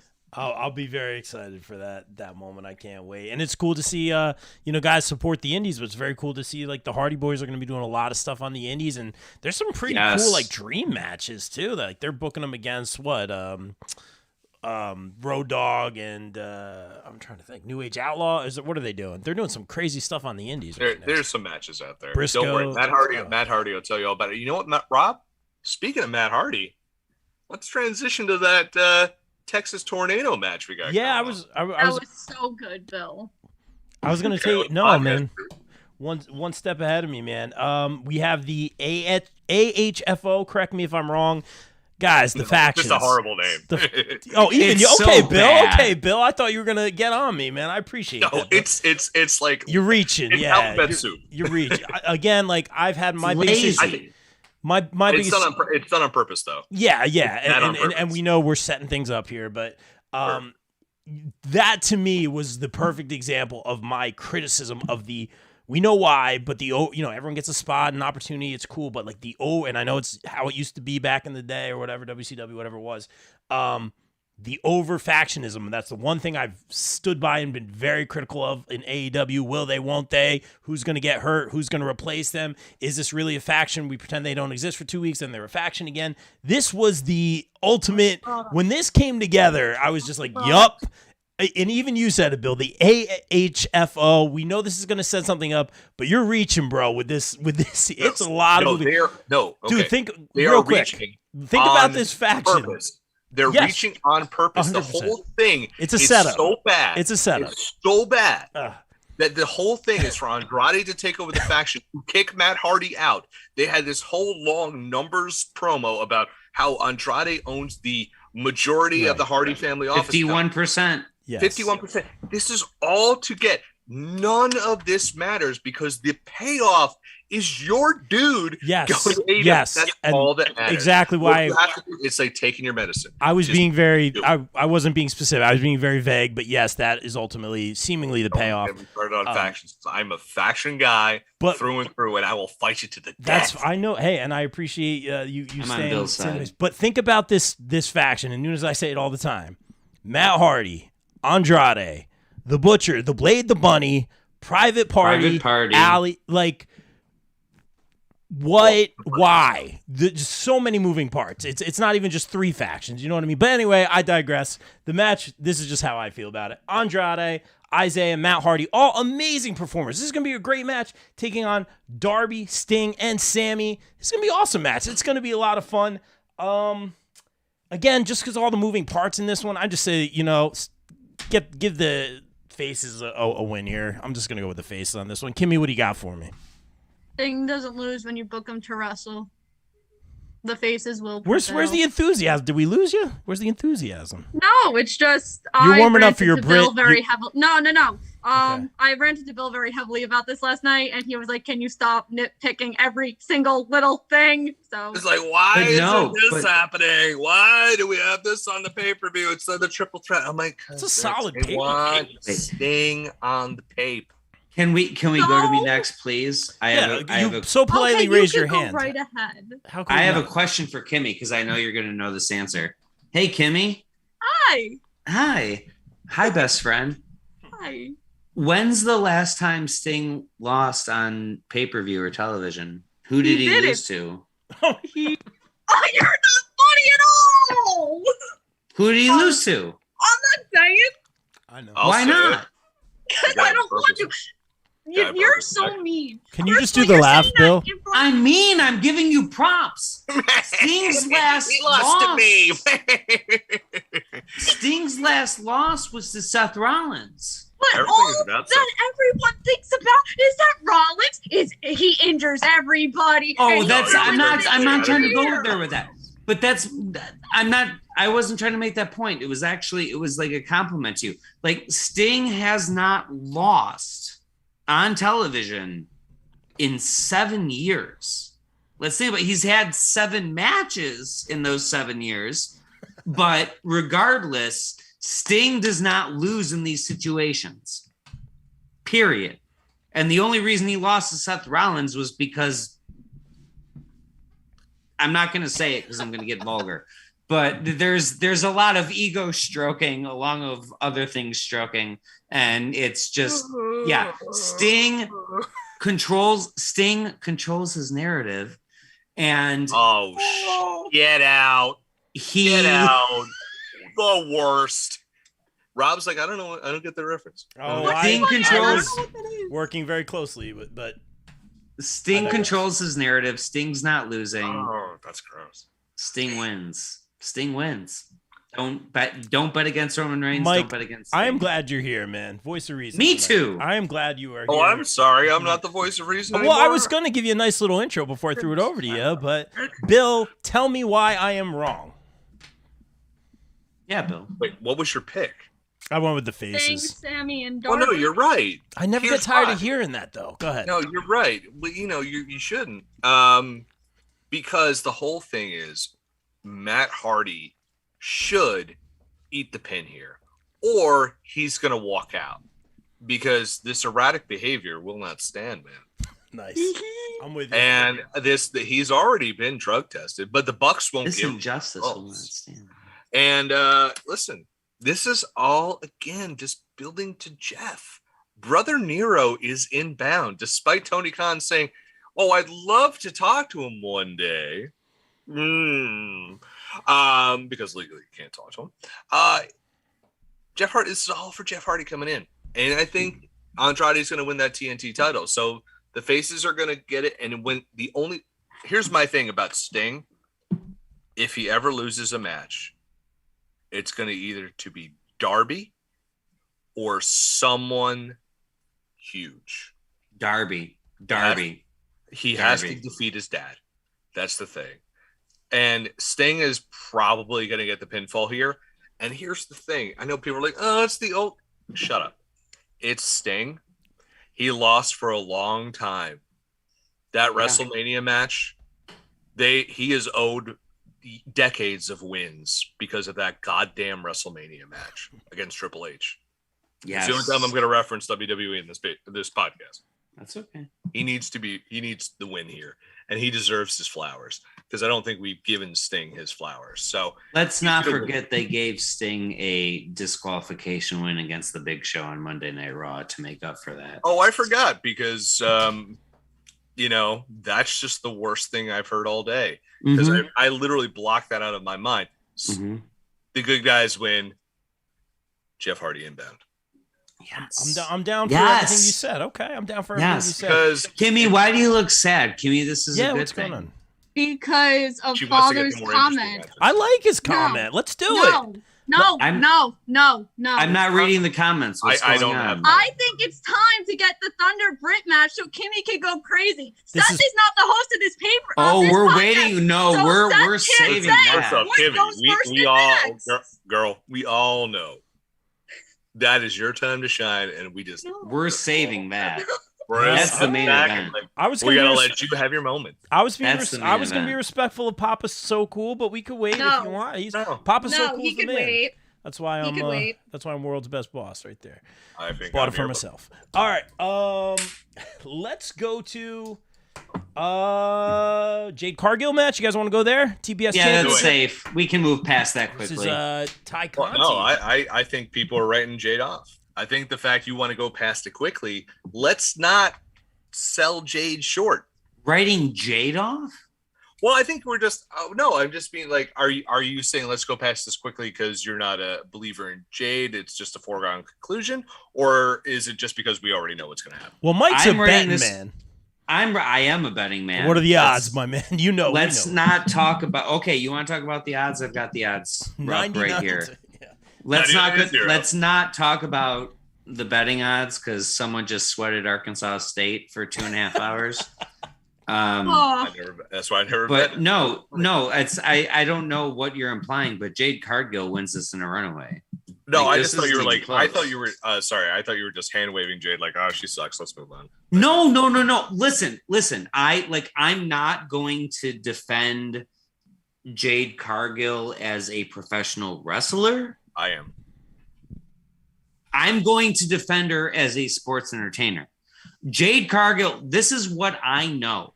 My former roommate who knows nothing about pro wrestling, who would leave the room when I put pro wrestling on, has messaged me multiple times with pictures of Jade Cargill and cosplay outfits and just this whole look. Like Jade Cargill crosses into mainstream. Period. She is a superstar. And AEW is not necessarily about making superstars, and I get that. But Jade Cargill has crossover appeal Like nobody else in AEW, nobody else in AEW has the mainstream possibility that Jade Cargill has. And there is a 0% chance, Rob, you want to talk about lock of the night? This is your lock of the night. There is a 0% chance Jade Cargill loses to Tay Conte. And this is not a dig on Tay. I know I've dug on her in the past, and call me out for it. That's fine. But listen, this woman is greener than goose shit, and that's fine. But you cannot ignore the look, the charisma, the attitude. Smart Mark in her corner is a brilliant pairing for her. This is money. This is money. And AEW is for wrestlers, and I get that, and WWE is for sports entertainers, but she is the bridge. And she is the one person that, like, you want to talk about, like, the steal. If Cody Rhodes is going to WWE, I mean, that's a big thing. We don't know if that's for sure anymore, but we're just talking about, like, the biggest coup that WWE could get is not Cody Rhodes. And I am a sucker for Cody Rhodes. It's Jade Cargill, because she is money on a mainstream level that nobody else has in this business. And I don't like watching her matches because they're tough to watch as a fan of professional wrestling, but this woman is money in the bank, and there's a 0% chance she loses this match. Wow. The only thing I'm going to argue Mike on is I think since she's been working with Bryan Danielson, I think beat me to it. Her in-ring has improved like dramatically. She's improved. She's not on the level of Britt or Thunder or Tay, or even, I would even say someone like I'd even say someone like Nia. I think she's about to break. I think she's right there because she's on the precipice, because she's going to be a babyface real soon. Wow. Because really, dude, the reactions that you're hearing from her selling, even like her match with Allie recently, the reactions to people with her selling has got really good. Her transitions have gotten so much better. She's night and day better than she was even 3 months ago. She's I think. Money. That pump kick is the best. I love Adam Cole. The best pump kick in wrestling today. She is going to be one of the top people in AEW. Can we talk about pump kicks? Huge Flair, whatever that is. That's the Barbarian, motherfucker.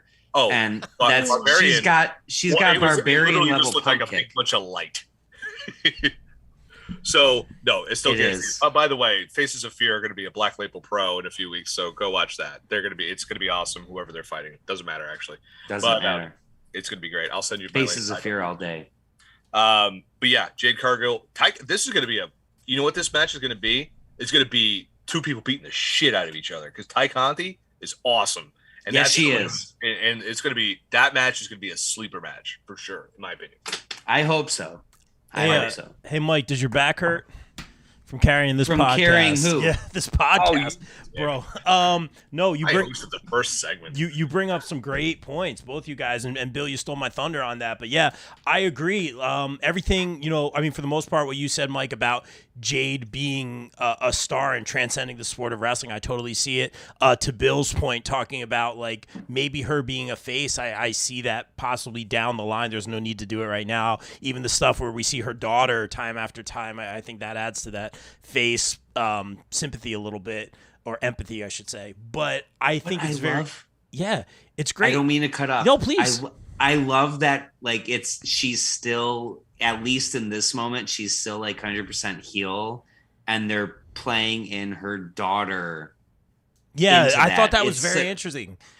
It's weird. Like, you don't do that when she's still 100% heel, but they're doing it. I feel like I like that. No, it's a great point. I'm a fan of like wrestling. I feel like it's evolved. Like, I feel like everything, is, face or heel. I think a lot of times the crowd decides who's face or heel. I think a lot of the times people are more into the fourth wall breaking stuff. I think going against the grain sometimes is really, really interesting. And I don't think everything, I think there's just like a gray area with a lot of the stuff. So stuff like that, I'm cool with it. I think it's very interesting and new and intriguing and not what we're used to, man. So I'm always about kind of like that forward thinking. That being said, I agree with what you said about Jade Cargill transcending the sport.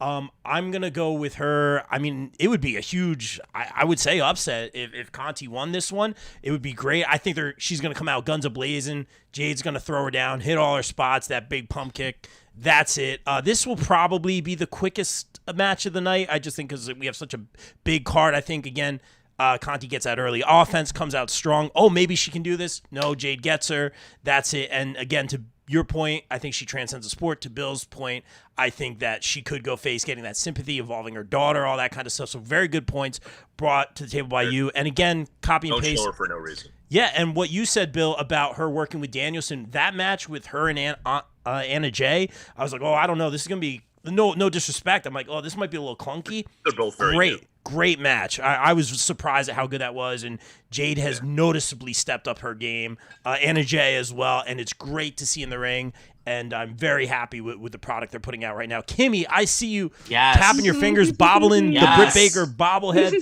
What do you got? I want to know, Kimmy. Don't pick with your heart. Don't pick with your heart, Kimmy. You're Kimmy all and wrong. You're all wrong.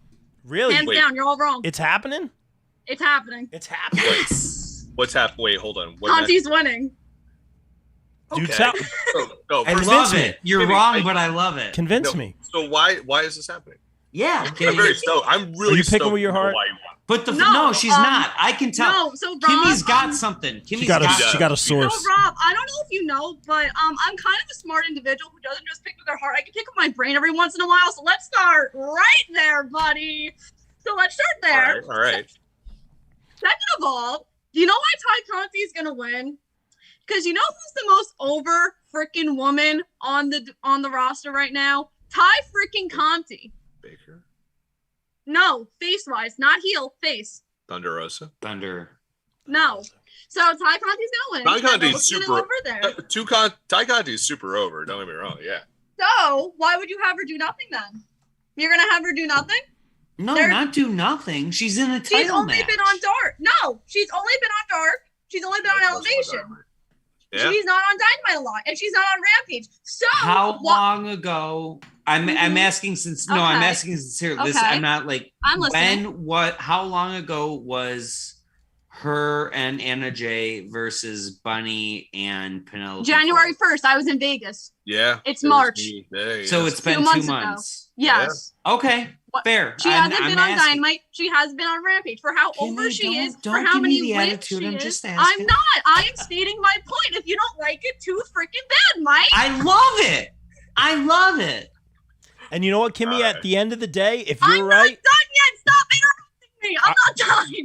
Let her talk, I was Rob. going to compliment you, actually, but go ahead, No, please. I'm not done. And now She he's doesn't yelling want upstairs at me for doing this, but I don't care anymore. So Ty Conti's gonna freaking Is win God yelling at you? What's happening? Yeah, he might be too actually. So Ty Conti's gonna win this match because I am tired of her not being used with how over she is on this roster. She needs this freaking title. Jade could move on. Jade doesn't need this title anymore. Ty Conti does. Ty Conti needs this win. Ty Conti needs this title. Ty Conti, what do you want from my life, Mike Mueller?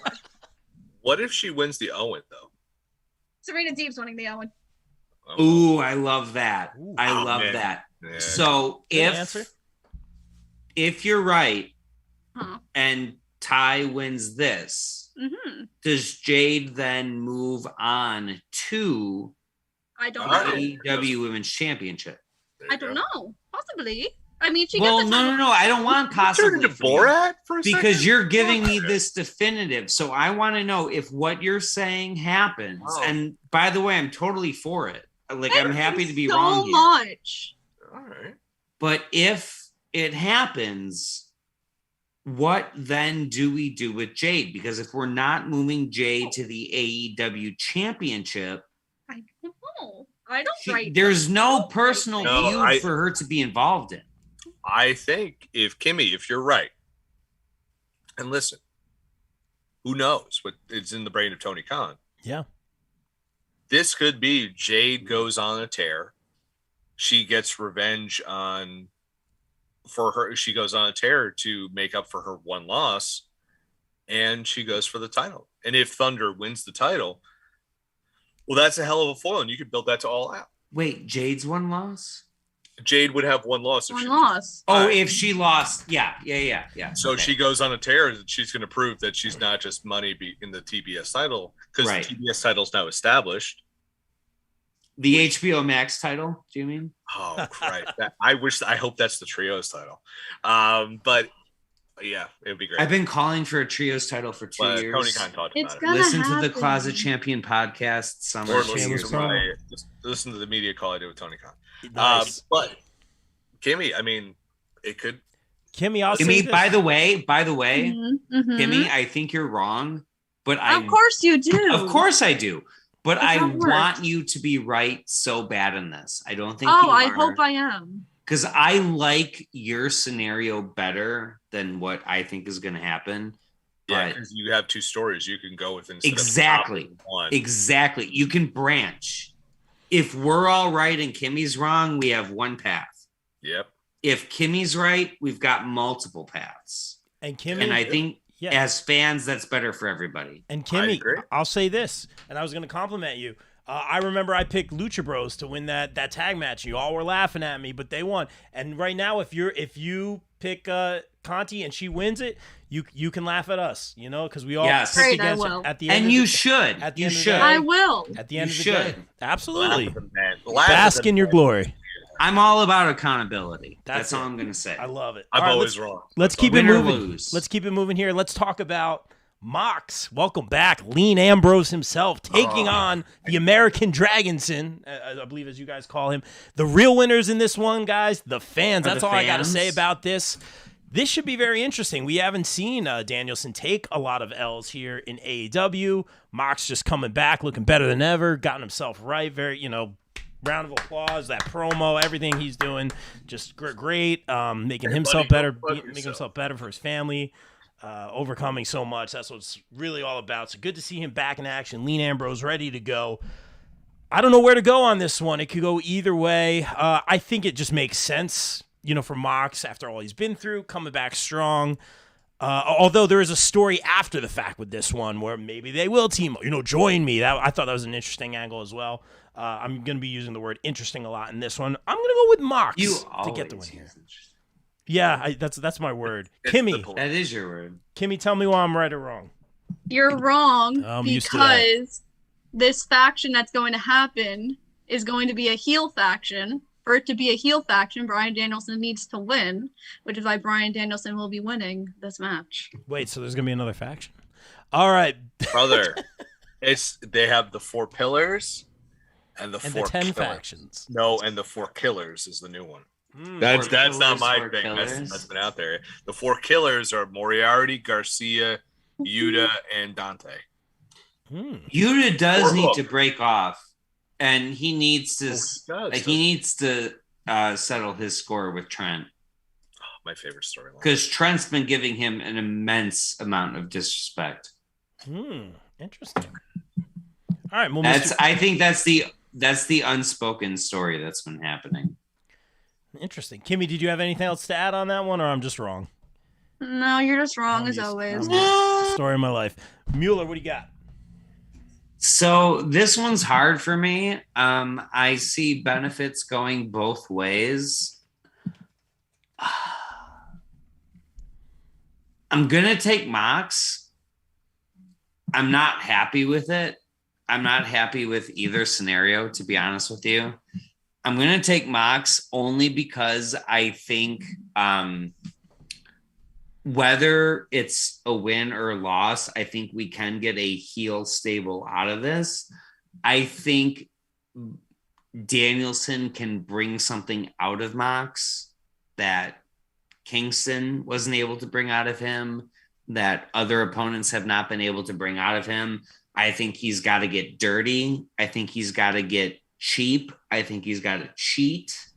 And ultimately, I think there's going to be this honor amongst thieves kind of respect that goes amongst them, where I think ultimately Danielson gets what he wants, where they're going to form a faction. But this is a dangerous place to go, but I'm trying to put myself in the head of Mox. And if that means I get to spend the night with Renee Paquette, then that's cool. But I think ultimately we get a respect out of being defeated. I think if Mox defeats Danielson, he doesn't need to follow in his footsteps. If Danielson defeats Mox, then Moxley needs to kind of say, okay, you're right. And I'm not ready for Mox to take that back seat as far as that goes. So I think ultimately we can still get to the same place. But for right now, I think we got to give Moxley this immediate win. But I don't think this is the end of anything. I don't think this is the end of the story at all. If it was the end of the story, I'd say Bryanson gets the win and they go into a heel turn. But I think Moxley gets the win. There's more follow-up. I think Danielson gets kind of a couple people to be on his side. And then ultimately Moxley will come over. But as far as this first act goes, I think this is a 3-act play. And we're in Act 1. And in Act 1, we've got to believe that the good guy is ultimately going to come out on top. In Act 2, it looks like the bad guy's going to win. And in Act 3, we can do whatever we want. But we're in Act 1, so I'm going to go with Moxley. But I think it's going to be a win for Moxley, but nothing is going to be finished or established, and we're going to continue the storyline on.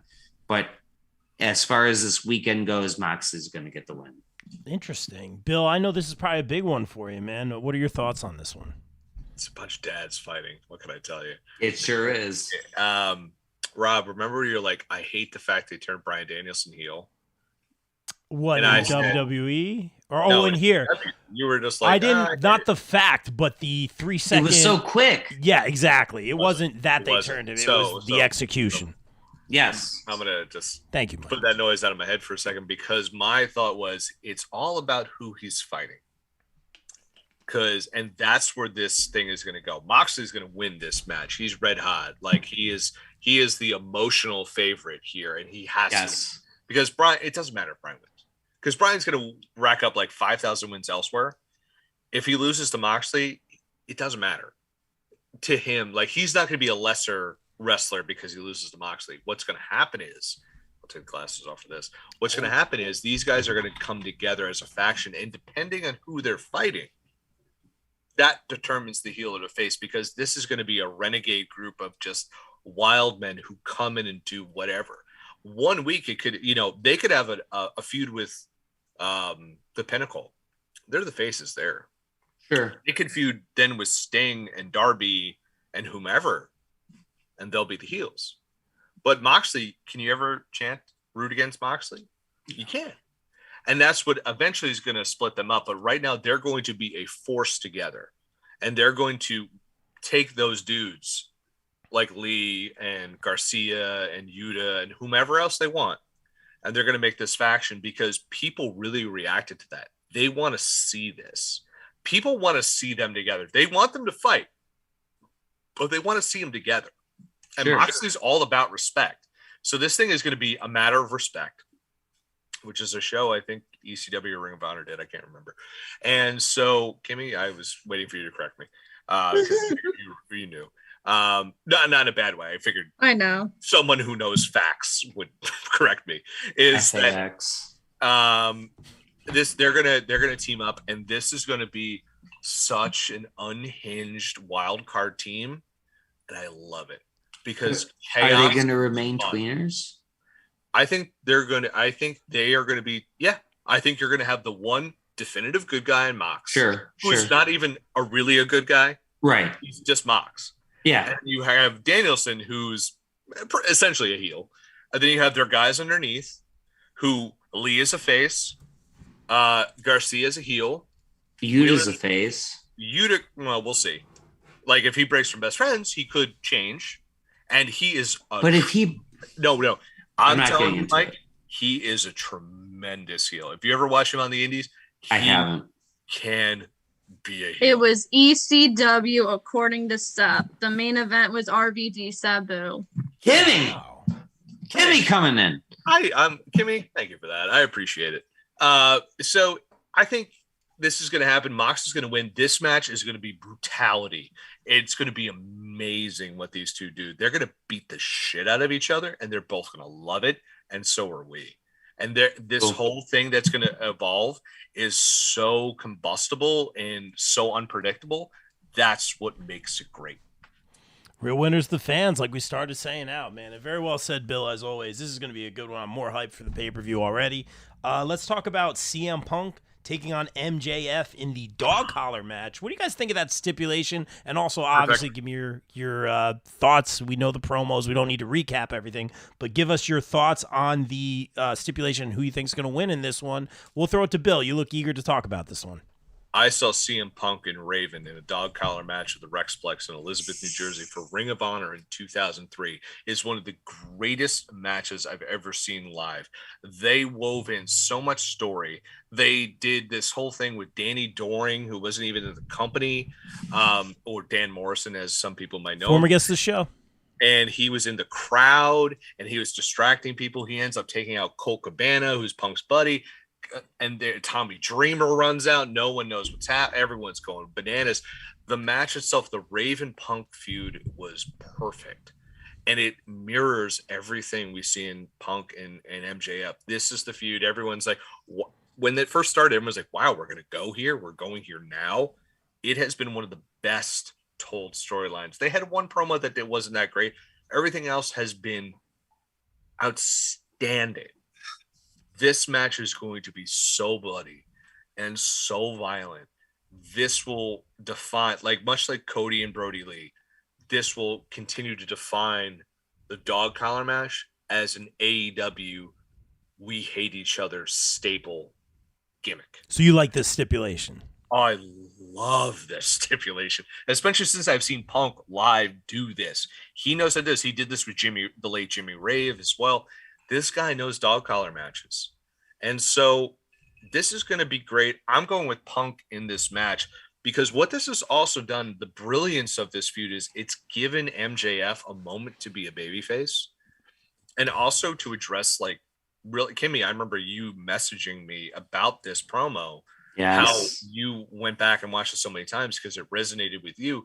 It resonated with so many people. It's based in so much truth and real life fact that sites have been like, yes, listen, here's this Facebook page quote, here's this comment on this Instagram post. This is legit to give MJF maybe the one day he could turn face and we can go back to this, but also give Punk the out to one day become a heel. Everything. It's coming. Oh, brother, it is coming. It's coming. And it's all great. And this is going to be a beautiful match bathed in blood, and CM Punk's coming out on top for me. Yeah, very well said, Bill. I don't know how I feel about the dog collar stipulation, but they've been through so much, and Punk said it perfectly in his promo. He's like, you could lock us in a cage, we could do this, that, or the other thing. So it's different. Bill obviously informing us on the history there, so it does make sense in all the ways. It does make sense. And I think it brings in that brutality factor in terms of the storytelling here. We saw Punk with the proverbial crimson mask, and you see that picture going around of him with that smile on his face. Everyone's like, oh, Punk's going to win. Punk's going to win. And I'll echo that sentiment. I think MJF has got a lot of important wins here. I don't think a loss hurts him at all. I'm going to stick with what Vac said, where MJF takes the loss here, but ends up taking Wardlow's opportunity. There's a lot of moving parts here to become the TNT champion if Wardlow wins the ladder match. Sorry for everyone who's not following. A lot of moving parts here, but I think this is the one CM Punk gets the win for, and this is just gonna be a crazy match, and it still leaves room for so much storytelling. I don't think this feud necessarily has to end here. I think the payoff really has been MJF riding that proverbial wave, getting that momentum, and he doesn't lose any of that by losing this match. I'm not even a big CM Punk guy. I know I said that forever, but he's always been captivating. He's always had really, really good promos, and I think this is going to be very, very interesting. But Punk gets the win here. Kimmy, are you with me? Wait, no. What do you mean no? I'm taking over. Ooh. Oh no! Wow. And we've all of a sudden become Fight NXT. forever. Hashtag takeover. No, we're not going over. I wanted to jump in on this because I want Kimmy to have the last word on it. Okay. Because Why? why? Because one, I need a bathroom break, and two, I need a drink refill. But ultimately, no. Hey, But my for bro. real, but that's all part of it. But it is true because, like, I know. All I'm doing is echoing the same shit as before. And I don't know what Kimmy's going to say on this, but I want her to have the last word, and I want her to actually have an opportunity to rant on this because I can tell that she's got some real things to say about this match. Ultimately, what I have to say on this match is exactly what you said before. I think this is a CM Punk win only because I think this is ultimately leading to this is not the end of the feud, even though it's a dog collar match. I think CM Punk gets the win, but I don't think that this is the end of anything. I think Wardlow is involved in the remainder of this feud.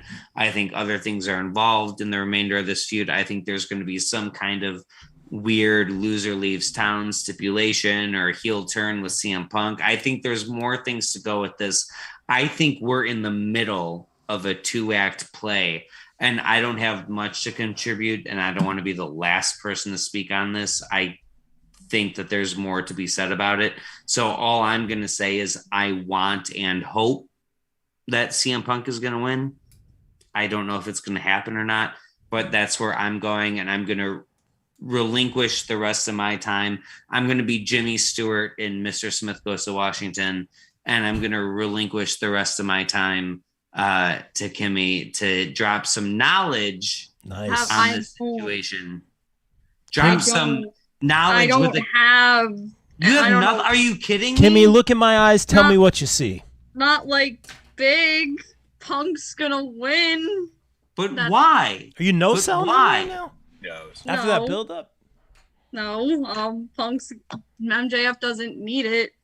Punk needs this win after MJF beat him twice in Chicago. Okay, so Bill was saying this promo resonated with you. Does that change anything in terms of storyline or your thought on this match, or you just think it's Punk done deal? Punk done deal. But what about MJ? Are we getting like an MJF like face turn or anything? No. Wardlow's gonna cost MJF in this match. There you go. In the match? Mm-hmm. So will this be before the ladder match or after? Many questions. Oh my lord. I guess. I don't know. I don't know the card. I'm not Tony Khan. No, we don't know either. I'm just trying to get your opinion. I feel like you've got a good finger on the pulse. Really? She's waiting for Britt. She's waiting for Britt Thunder. Oh my God. I don't want to be anywhere near this for Britt and Thunder. We'll take it to the chat real quick. Bubba getting the joke, the cult of personality. Thank you so much. And a lot of people saying, like you guys were saying just now, is Wardlow interfering to help Punk? A lot of that going on in the chat right now. Guys, let us know who you got. And is it time, Kimmy? Should we get to the AEW Women's World? I think we got 2 left. What am I missing? Hello, the tag title triple threat. That's it. See, it wouldn't be a BCP if I didn't get yelled at for missing a match. So just keeping with stride here. All right, well, let's talk about the 3-way tag team title match between Red Dragon, the Young Bucks, and Jurassic Express for the AEW World Tag Team Championship. Bill, this is going to be a good one. Another one's where the fans win. This could be match of the night. Man, it could be. Don't worry, Mike. I'll bring it long enough for you to go. Please. Yeah, don't worry. I am. If everything, I'm a bloviating bastard. So I think we're gonna see this one's gonna be a hot mess, and I'm here for it because what's happening here is we have Red Dragon and the Bucks. Despite what anyone says, they don't like each other. Despite what the end of Dynamite was, these guys don't like each other.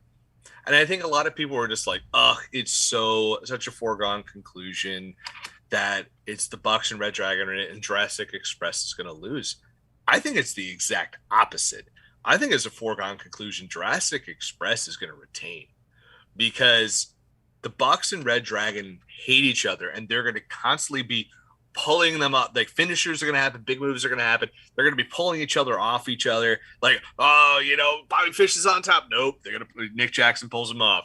Matt Jackson's on top. Kyle O'Reilly's pulling him off. Like, and we're going to see that. And this is the impetus for the implosion of the Elite. So Adam Cole, we're going to have on one side with Red Dragon and I believe Jay White. And then we're going to have on the other side, it's going to be the Bucks and Kenny. Kenny comes back. Maybe he comes back tonight. I don't know, but I think we're going to see that happen down the road, and this implosion is going to happen. They're going to cost each other. Let's not toss FTR out of the conversation, because Red Dragon did cost FTR a spot in this match, not once but twice. So that definitely could be a thing. I think there's like I said, a lot of moving parts in this, and I don't think you take the titles off Jurassic Express that fast, especially since they really haven't defended the titles on Dynamite that much. They've mostly been on Rampage, and they're gonna they deserve a longer run with it. And what do you do if you take the titles off them? Where they're gonna go? I think we still have a Jungle Boy Christian Cage feud in the works down the road in a few months. But I think this is going to be Jurassic Express is going to retain here, and and like I said, the implosion of the Elite begins at Revolution. Tony Khan said there's a lot of storylines that begin at Revolution. I think this is one of them. So I think that's going to be really cool. Good, really good stuff. And Reese in the chat echoing that sentiment, saying Jurassic Express wins. I'm going to go with Jurassic Express as well. I think this is obviously a device to set up Red Dragon versus the Young Bucks. It's being telegraphed, and we want to see it. It makes sense on so many levels. Your main event for this, I would assume, for this pay-per-view is Hangman Page, Adam Page versus Adam Cole, which is another thing I love about AEW. It's not like, oh, they're both named Adam. Let's make them just Page versus Cole. No, it's going to be Adam, Hangman Adam Page versus Adam Cole. I don't care. It's just they're fighting each other. Doesn't matter. We don't got to get cute with it. I love that about AEW, and I'm excited by that.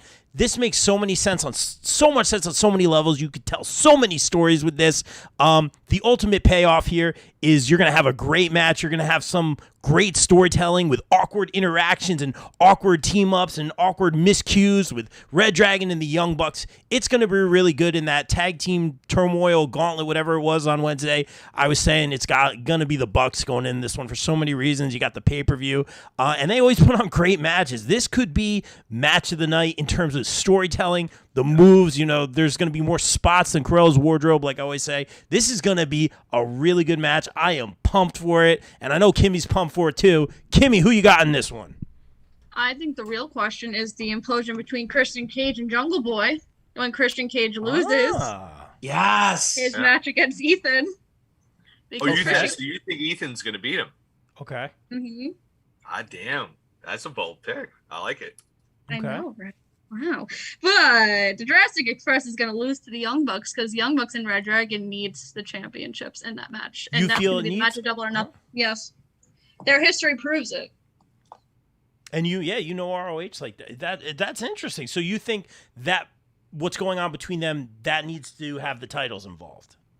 Correct. I mean, that's a fair point. And then also with double or nothing, it's going to be Jungle Boy versus a heel Christian Cage. Okay, and this is usually where we get the argument. And again, another thing I like about AEW, it's not the typical what we're used to. Like, they've only had it for such and such. It's too soon. Like we always say, it's too soon. It's too soon. That being said, I do feel it's too soon. Mike, your thoughts on this one? It is too soon, but it's not, because look, I love Austin and to me, he's not Luchasaurus. He's Austin or Judas. Because you're goddamn right, because of Big Brother. Look, I was introduced to this gentleman because of Big Brother, and he had a wonderful moment and a wonderful run on that show. And I'm such a big fan of Jungle Boy. I think he's a future AEW world champion. I think you're a fool if you don't put it on him in the next 3 years. But they don't need the tag team championship. And we've got Red Dragon. We've got the Young Bucks. In the middle of that, we've got Adam Cole. We've got, let's not forget, we've got a returning Kenny Omega. And there's a lot of unsettled business between Kenny Omega and Adam Cole. And whether that has to do with an AEW title or not, we're going to get to that. I'm not going to spoil that prediction. But the one team in this equation that does not need the championships right now is the defending tag team champions. Luchasaurus and Jungle Boy do not need the titles because ultimately I think we are on a path of sending Jungle Boy into a singles run. So ultimately what I'm looking at is what develops the storyline the most as far as, do we give it to Red Dragon or do we give it to the Young Bucks? Young Bucks have had it. Red Dragon has not. I feel like Red Dragon is still, as far as the elite are concerned, are like the bastard children, and they don't get the respect that they are owed. So I'm going with Red Dragon here. I'm going with them getting the pin on Luchasaurus or Jungle Boy to get that victory. And we can then segue that into a Red Dragon versus Young Bucks sort of feud. And then we get Adam Cole and a returning Kenny Omega having to sort of choose sides in this little battle, in this little feud. I don't know how it's all going to play out. But what I do know is that while I love Jungle Boy and Luchasaurus, they haven't done much with the titles. They don't need to do much with the titles. I don't know what they would do beyond this, but I think a much more interesting story is lying in the wait between Red Dragon and the Young Bucks. And I'm going to pick one of them to become new champions, and I'm going to pick Red Dragon. I don't hate it. I like Red Dragon walking out of that. I'll stick with my pick, Jurassic Express, but I don't hate those guys getting the titles. That would be a really cool moment to watch live, and I think it's going to be a great match, man. So just to recap, Rob and I have Jurassic Express. Kimmy has the Bucks. You have Red Dragon. This is going to be a fun one. Someone's got to win. Someone's got to win, and they ain't going to make it a draw. So no. Sorry, I also got caught off guard by someone made an AEW debut on Dark, and I was like, holy shit. So I'm not going to. I'll tell you guys offline. I think I know. Oh, okay. I don't know. It's a lot of heart. It's a lot of heart, guys. Does it have to do with this? No, it doesn't. Okay. Nothing to do with it. Okay. I can't wait to find out. All right, Kimmy.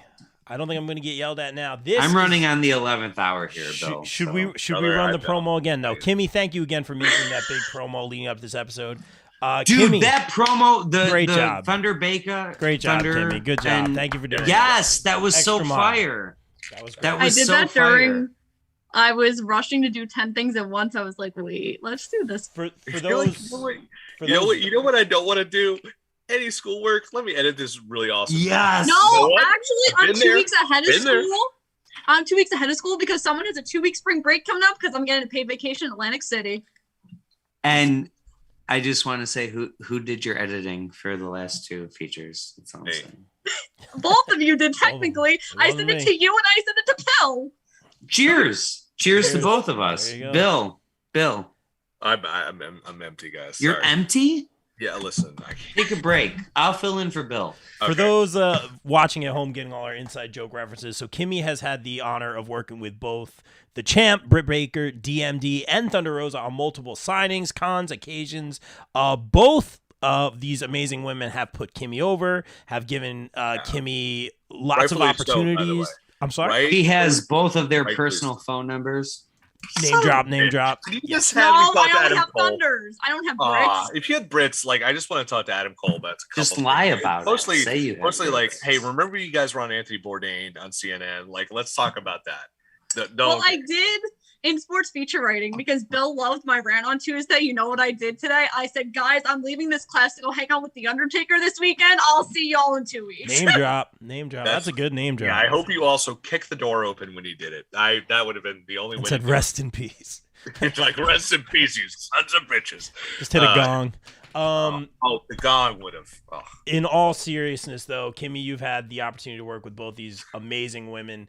They have given you a platform. They have put you over. I know you did a school project with Thunder Rosa. Guys, check out that promo video Kimmy put out. It got a little personal, and I think Thunder Rosa had seen your screen was Britt Baker. She was teasing you about that. But I know this match means a lot to you. Two really great role models, no pun intended whatsoever. Kimmy, I know you have a lot to say on this one, so the floor is yours. I know you can't see my drink, but I gotta hear what Kimmy's got. I'm sorry. Okay. No, I want this. I want to hear. Okay. So first I'll say it says from one role model to another. So Britt thinks I'm a role model. Okay, so I've had major anxieties over this. There's been pros and cons lists. There's been little tears, This is okay. So for those who don't know, I see Britt next week. Right. So if this doesn't go very well for me, I'm gonna get beat up by Britt. But you'll just get the very disappointed stare. There's worse things in life than getting beat up by Britt. I mean, I no. I already got beat up by Thunder, and that hurt really bad. Anyway, so I see this going both ways. So first, I want this match to open the pay-per-view. This should open the show. Since Tony is not putting this where it should in the goddamn main event. He broke my heart on that media call yesterday. No, I think it's a perfect opener. It's a perfect opener. The ladder match has a better opener than Britt and Thunder, and Britt and Thunder should main event because Britt could be like, wow, I main evented all these amazing, cool things, and now I main evented a pay-per-view. Wow. Can I ask you a quick question? I'm scared, but sure. Was there supposed to be a stipulation on this match, right? Did they have that? Or am I just hallucinating? You're hallucinating. I'm like Matt Sydal. My third eye is open. So what can I tell you? You're hallucinating, unless it was when I was at work directing and they said that, but I didn't hear anything. So I'm very nervous about this, but I see this match going both ways, of course, because that's just how all wrestling matches go. But I think Jamie's gonna cost Britt, and Thunder's gonna win. I like that. I like that. So this Sunday, Feel the thunder. I will be wearing this shirt instead of my DMD. And Britt, please don't kill me in Albany. Wow. I feel like Britt Baker's actually a really nice person in real life. She really is. I love her. She was so excited to see me. She was so excited to see me in Philly. She was like, oh my God, hi, Kimmy. All right, Kim, I appreciate you again. Can I go next? I'm sorry? If you don't mind, I'd like to go next because I do have a beverage to refill. So, this is very beverage based. It really is. This day has been the worst. Bananas. So, but this podcast has been awesome. So I want to thank all three of you for making my day exponentially better. So the big question we have here is, where do we go for either of them after this? And man, oh man, we got a St. Patrick's Day slam in San Antone. Where? Oh, San Antone, my friend, where Manny Fernandez is from. But also, who else is from there? Amanda Rivas. Who else? Oh, I said Thunder Rosa. How many? You did? Okay. I did. Yeah, come on. So the question is, does Britt retain here under Shenanigans? And because say it's a no DQ match, say we actually do have this stipulation. And we do. I also like to say how Thunder Rosa went from Cobra Moon and Lucha Underground. What I could not stand, was not a fan, and she even copped to that. It is now one of the most over people ever. So there's a lot of things going into this match that are all red herrings that are that just have me Zach Galifianakis in The Hangover with numbers appearing in front of my head and math equations. It's a lot, guys. Thunder Rosa scored a clean pin on Britt Baker on Dynamite. She did. Clean pin. And if we go by what the logic of the last 20 years is, the contender getting a clean pin on the go home means that contender's losing. Yeah. It could. She's all in on the TR. So that could be it. If they really are going to do a St. Patrick's Day Slam callback and Thunder does it in the hometown, I want Thunder to lose at the pay-per-view because nothing will make me happier than her winning in her hometown in front of her family in another lights out in a no disqualification match. Give them 30 and make it go. That's what I want to see. If that's what my picks. And then you're able to be like, well, Britt's good. She could win here and then she could lose there. You know what I mean? So Kimmy, you win either way. But you also win every con you go to because everyone's your best friend, especially Dan Garcia. But that's the thing. He's a nice guy. You guys are friends. They're friends. Friends.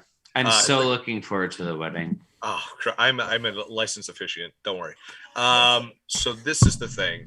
I make people cry at weddings. It's beautiful. I am just like I believe it. I do. I'm a fucking gem. But that's not the thing. If this is where it's going to go, I want Thunder Rosa to lose so she gets the hometown win because she is so over. And if it's 2 weeks, I'm better for that than they're going 3 months to Double or Nothing. And if we are going to do this, throw that no disqualification out the way. Britt Baker, Thunder Rosa, first ever AEW women's cage match. Oh, that's where yes. It belongs. Put him there because I feel like there's been a rush to this a little bit. Yes. So a rush, not a rush to their feud, but like we've already come back. I was like, okay, she's back. Oh, well, she's got a title match.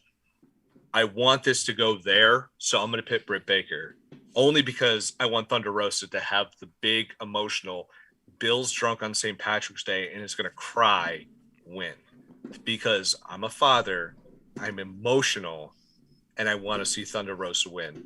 These are things I want in life, guys.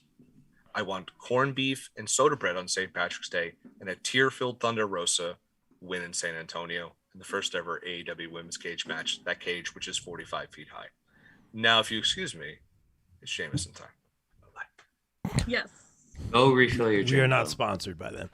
Mike, we're not. I wish you were. We should be. One day we will be. Take it away, Mike. I'll raise my glass to that. No, look, I'm really sad that Bill spoke before me because now he's got my head spinning. But I'm going to stick to my gut. I'm going to stick to what I thought in the first place. And that is, I think this is. I think you're this having is a problem too. I have a problem. I've got a big problem. This is such a good. And you're right. You're right. This is such a main event if there ever was one. I don't think they'll get the main event. And to me, it's if you're not the main event, you should be the first match. Like that's the next best spot on the card, in my opinion. Regardless of what happens in San Antonio in so many weeks' time, I think this is Thunder's time. I really do. Britt's had an amazing run with the title. I don't know if Jamie's going to get involved. I want Jamie to get involved just because I love Jamie Hayter. Like, I think Britt versus Jamie, no title involved, is great. Like, really great. But it's time for a new title holder. And regardless of where we go, Britt can get it back, whatever we want to do. Right now, I think this is Thunder's time.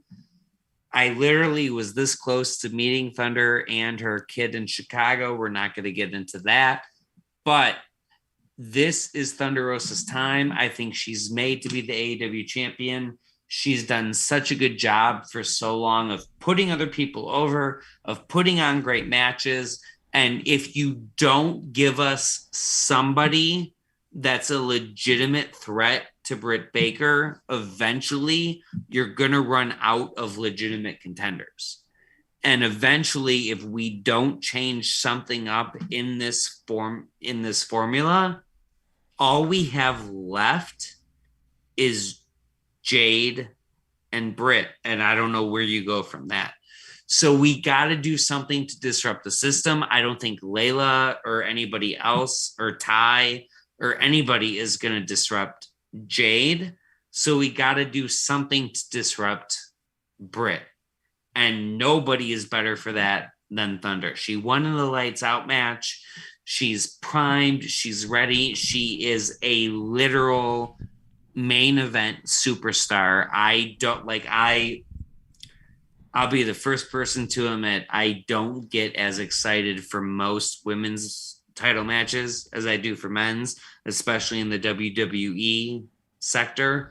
But AEW has done an amazing job of raising the level of top talent women contenders. And to me, there's nobody on that level besides Britt than Thunder Rosa. So give Thunder this win. We can have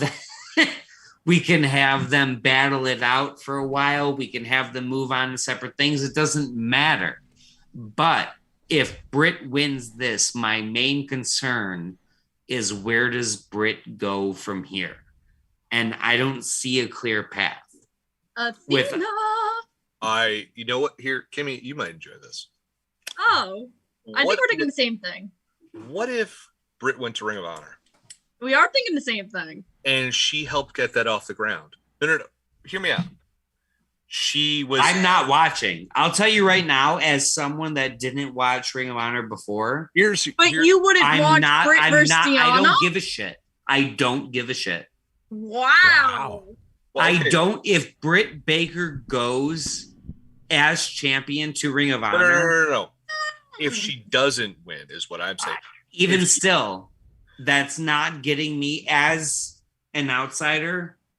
I'm being real. I'm a mainstream guy. Yeah. I'm a mainstream guy. And I'm telling you from a mainstream perspective, if Britt Baker loses to Thunder Rosa and then goes to Ring of Honor, I have no interest in Ring of Honor. That does nothing to propel me to watch Ring of Honor, period. Wow. Right. Well, I think it doesn't. I think for me, because who does she face? Who does Deanna Purrazzo, who's the champion? Who? Deanna Purrazzo. Deanna, I can get behind. Yeah, she's the champion, and you finally get the match. That makes so much sense. No. But let's sarcasm aside. I think if you're looking from a business perspective of what's going to put eyes on the prize of Ring of Honor, if in fact they do put them either on streaming or on True TV or whatever they put them, Deanna Purrazzo and Britt Baker is going to move the needle. It's going to put eyes on that prize because Britt is a star for AEW. You're going to take the AEW and you're going to have a dream match that people have been, when they were working with Impact, of course, they were working with Impact, never happened. So now Britt doesn't have the title. So if they wanted Deanna to win that match, there's no problem with Britt losing. And then she could come back, and then whomever else is there, the chase begins because Britt Baker is not going to be a one-time champion. Right. No. And you're right. She's going to get the title back. But are you telling me that Britt goes over on Deanna? I don't know. I don't know how you do it. But if you want to put eyes there, that's a dream match. I don't know how you book it. I haven't extrapolated out that far in my own brain. I just think if you're gonna do a Ring of Honor pay-per-view, or maybe if you do a Battle of the Belts match in Texas in April, it's a great way to do it. All right. Well, let's we'll pull it back a little, get away from the hypotheticals. Although Deanna did say she wanted to fight Britt right here on the BCP. Check out that interview. Deanna Purrazzo. I love Deanna Purrazzo. One of the nicest. I ever saw her, she got kicked in the face and was bleeding in a match, and she finished the whole match. One of the nicest humans. One of our most favorite interviews. Her and Steve. She's amazing. Check that out. Shameless promo. I do want to talk about what's right in front of us very seriously. Britt Baker has been a phenomenal champion. And when she turned heel, again, I'm usually very wrong at these things. I wasn't sure how that would go, and she's absolutely owned it. Obviously, one of the most popular wrestlers, not even just female wrestlers, in, quite frankly, one of the pillars. We can have that whole discussion. Britt Baker has done a stellar job holding it down as champion for a long time.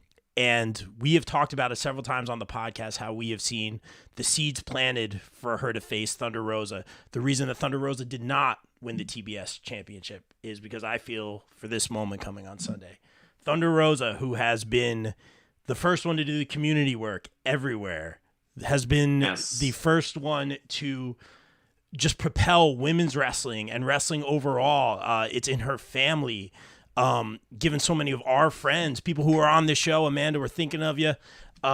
Yes, Amanda. So many opportunities, and she has just killed it. Little, pulling back the curtain, literally here, the last show we were at in Atlantic City, we're right by the exit curtain. They come down the ramp, and then they'll exit on the side there. So there's this little girl with her face painted like Thunder Rosa, half face like Thunder Rosa. Yeah. And it was she was really hyped up when Thunder Rosa came out. So one of the AEW staff people, and credit to them, came out, got the little girl, brought her over to the curtain. Thunder Rosa came out and was talking to her and just, taking pictures of her, put her on her vlog and stuff like that. And I'm like, man, she is extra miles one thing, but she has gone above and beyond even before she was officially signed with AEW. It is stellar. And Kimmy, you've worked with her firsthand. She's helped you with a school project. She's really put you over in a lot of ways. Just one of the good ones, one of the good humans, someone who is leaving the business better than they found it.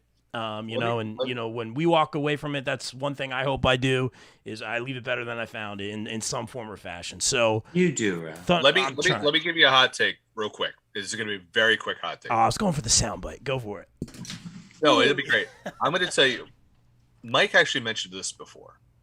I think the most bankable crossover stars in AEW right now, I'm not saying in the future, are all women. It's Thunder Rosa, it's Britt Baker, and it's Jade Cargill. Yes. You're thinking of someone you're going to put on ESPN or a sports show. You want to talk football? You're going to put Britt Baker on there. You want to have someone go on anything? You could put Jade Cargill on there. You could put Thunder Rosa on there. And Thunder Rosa could do it in 2 languages. And people might be like, what's important about that? It's highly important. These are 3 people who are going to go out there and be high representatives of this company. Punk's awesome. Brian's awesome. All these guys are great. But if you're talking about new bankable stars who can cross over, it's those 3 people are the ones you send out. They have the best, and WWE has nothing on it. Nothing. They have the best crossover appeal of anybody. Period. Yeah. Thank you, Bill. You said it better than I ever could. Go ahead, Kimmy.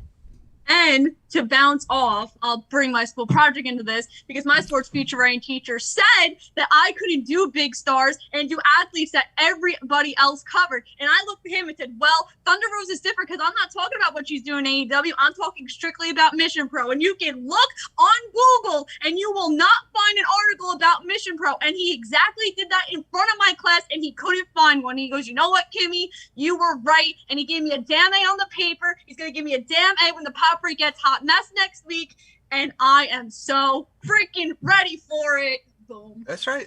These crossover appeal, they kill it. And community representation, Rob, like you said. Yes. That's huge. It's all about. That's huge. It's next level. It's next level. You talk about Britt being a role model, and she's great and living the gimmick and all that, but Thunder Rosa, I mean, in every sense of the word, Kimmy, I think you can attest to that. It's fun to fantasy book. It's fun to recap. It's fun to create all these situations in ROH and all that kind of stuff. But the time is now. This is the biggest match to me on this card. The time is now for Thunder Rosa to become your AEW Women's World Champion. And that pop. Amen. That pop. Yeah, that's a Road Warrior pop right there, man. Every single time. When she came out for GCW, which apparently she's pulling back on dates for GCW. I wonder why. That was massive. That was the biggest one of the night. Deafening. Yep. And that's saying something. So, I mean, yeah, she's it. Got it. I hope it happens. That I'm most looking forward to. And if she doesn't win, she'll win in San Antonio, and then you'll see big Irish tears coming from this guy. Is that a Dynamite or is it Wednesday night? St. Patrick's Day Slam. No, you can't do it with commercials. All right. They've done it before. They did, and it wasn't my match of the year. I'll give you that. I just, you gotta have the whole thing. Tony Khan ain't a dum dum. No, you're not wrong. All right, let's talk about Adam Cole versus Adam Page for the AEW World Championship. And what about Cody Rhodes? Oh, no. Sorry. I was like, what about his match? Oh, I'm sorry. Mueller, you very politely raised your hand. You got something to say? Simply, no, it's very simple. I think there's a lot of people that are trying to add multiple layers into this match, and I think we need to strip all of that away. This is a very simple match. This is good guy versus bad guy. This is a bad guy on the up and coming versus a good guy who's there. I'm waiting for the payoff for Adam Cole versus Kenny Omega. And again, I go back to the tag team title where I don't think we need the title in this storyline. So if we don't need the title in this storyline, we can get Adam Cole versus Kenny Omega without the title, which means Adam Page, Hangman retains. Period. Done. Kimmy, I'll throw it to you because I know, Bill, I'm going to let you take it home on this one. So, Kimmy, you go, then I'll go, and I know Paige is your guy, Bill. So, Kimmy, go ahead. So since she won't be winning, right? Her boo has to win. Right? I gotta. That's a handsome couple. It's a handsome couple. I know. They are very handsome. When I met Adam, we very much talked about Britt, and I was like, you know what? Like, I worked with her. She gave me the title, and he looked at me and he goes, you know what, Kimmy, that means you're special in Britt Baker's eyes because she does not even give me that title to hold, and she gave it to you before she gave it to me. And I picked against her in my heart. Anyway, before I start crying again. So Adam Cole, I'm so sorry, Bill, but Adam Cole needs it. I'm sorry. Listen, there is no wrong answer. No, but look at Mike. I know, but I think there is a wrong answer, but that's okay. Well, okay, if you're gonna look at it statistically, I've picked all new champions. So how reasonable? You have. Yeah. I didn't sleep on that. Of course. But I just think you picked Tay. Yes. Ty, say it right or don't say it at all, buddy. So I just think that the Adam Cole Kenny Omega match at Double or Nothing needs that title to make it a little bit more special because they've had history dating back all the way to Ring of Honor and New Japan. Because remember, Adam Cole got poisoned by the Young Bucks on BTE, and Mr. I do not watch mainstream companies guy, you didn't even know that. So no, I knew that only Yes.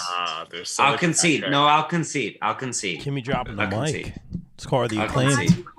So Adam Cole, Bay will be your new AEW World Heavyweight Champion, and then we'll go on to defeat Kenny Omega at Double or Nothing, and then there will be a stadium stampede, like Bill said, or not War Games, Blood and Guts, and it will be, Adam, Red Dragon, crew over here. Can't wait. And then Kenny, Young Bucks, Brandon Cutler over here.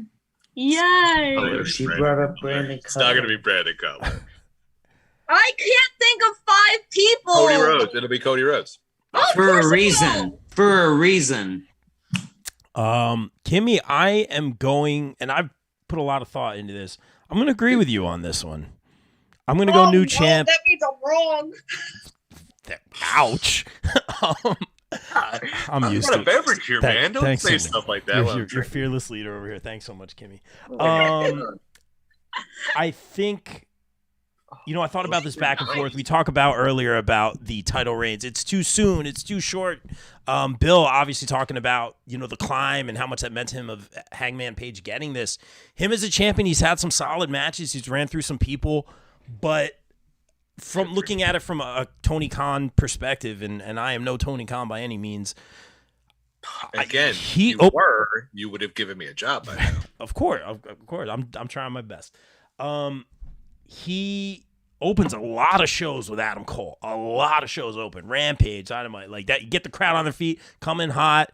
Man, he's the guy. The merch, Nunes always says the loudest thing he ever heard in his life was the Adam Cole, baby. The guy's money. Bill, you listen to wrestling, you can see how high Brandon Walker is on Adam Cole. Adam Page is the guy right now, and he deserves to be that guy, and he's had that run, and it's not been a super long run, and maybe it is too soon as we're trained to think. I just think it makes all the sense in the world from just a business perspective, from the faith that you see that Tony Khan has had in Adam Cole, who is a good dude, conducts himself very professionally.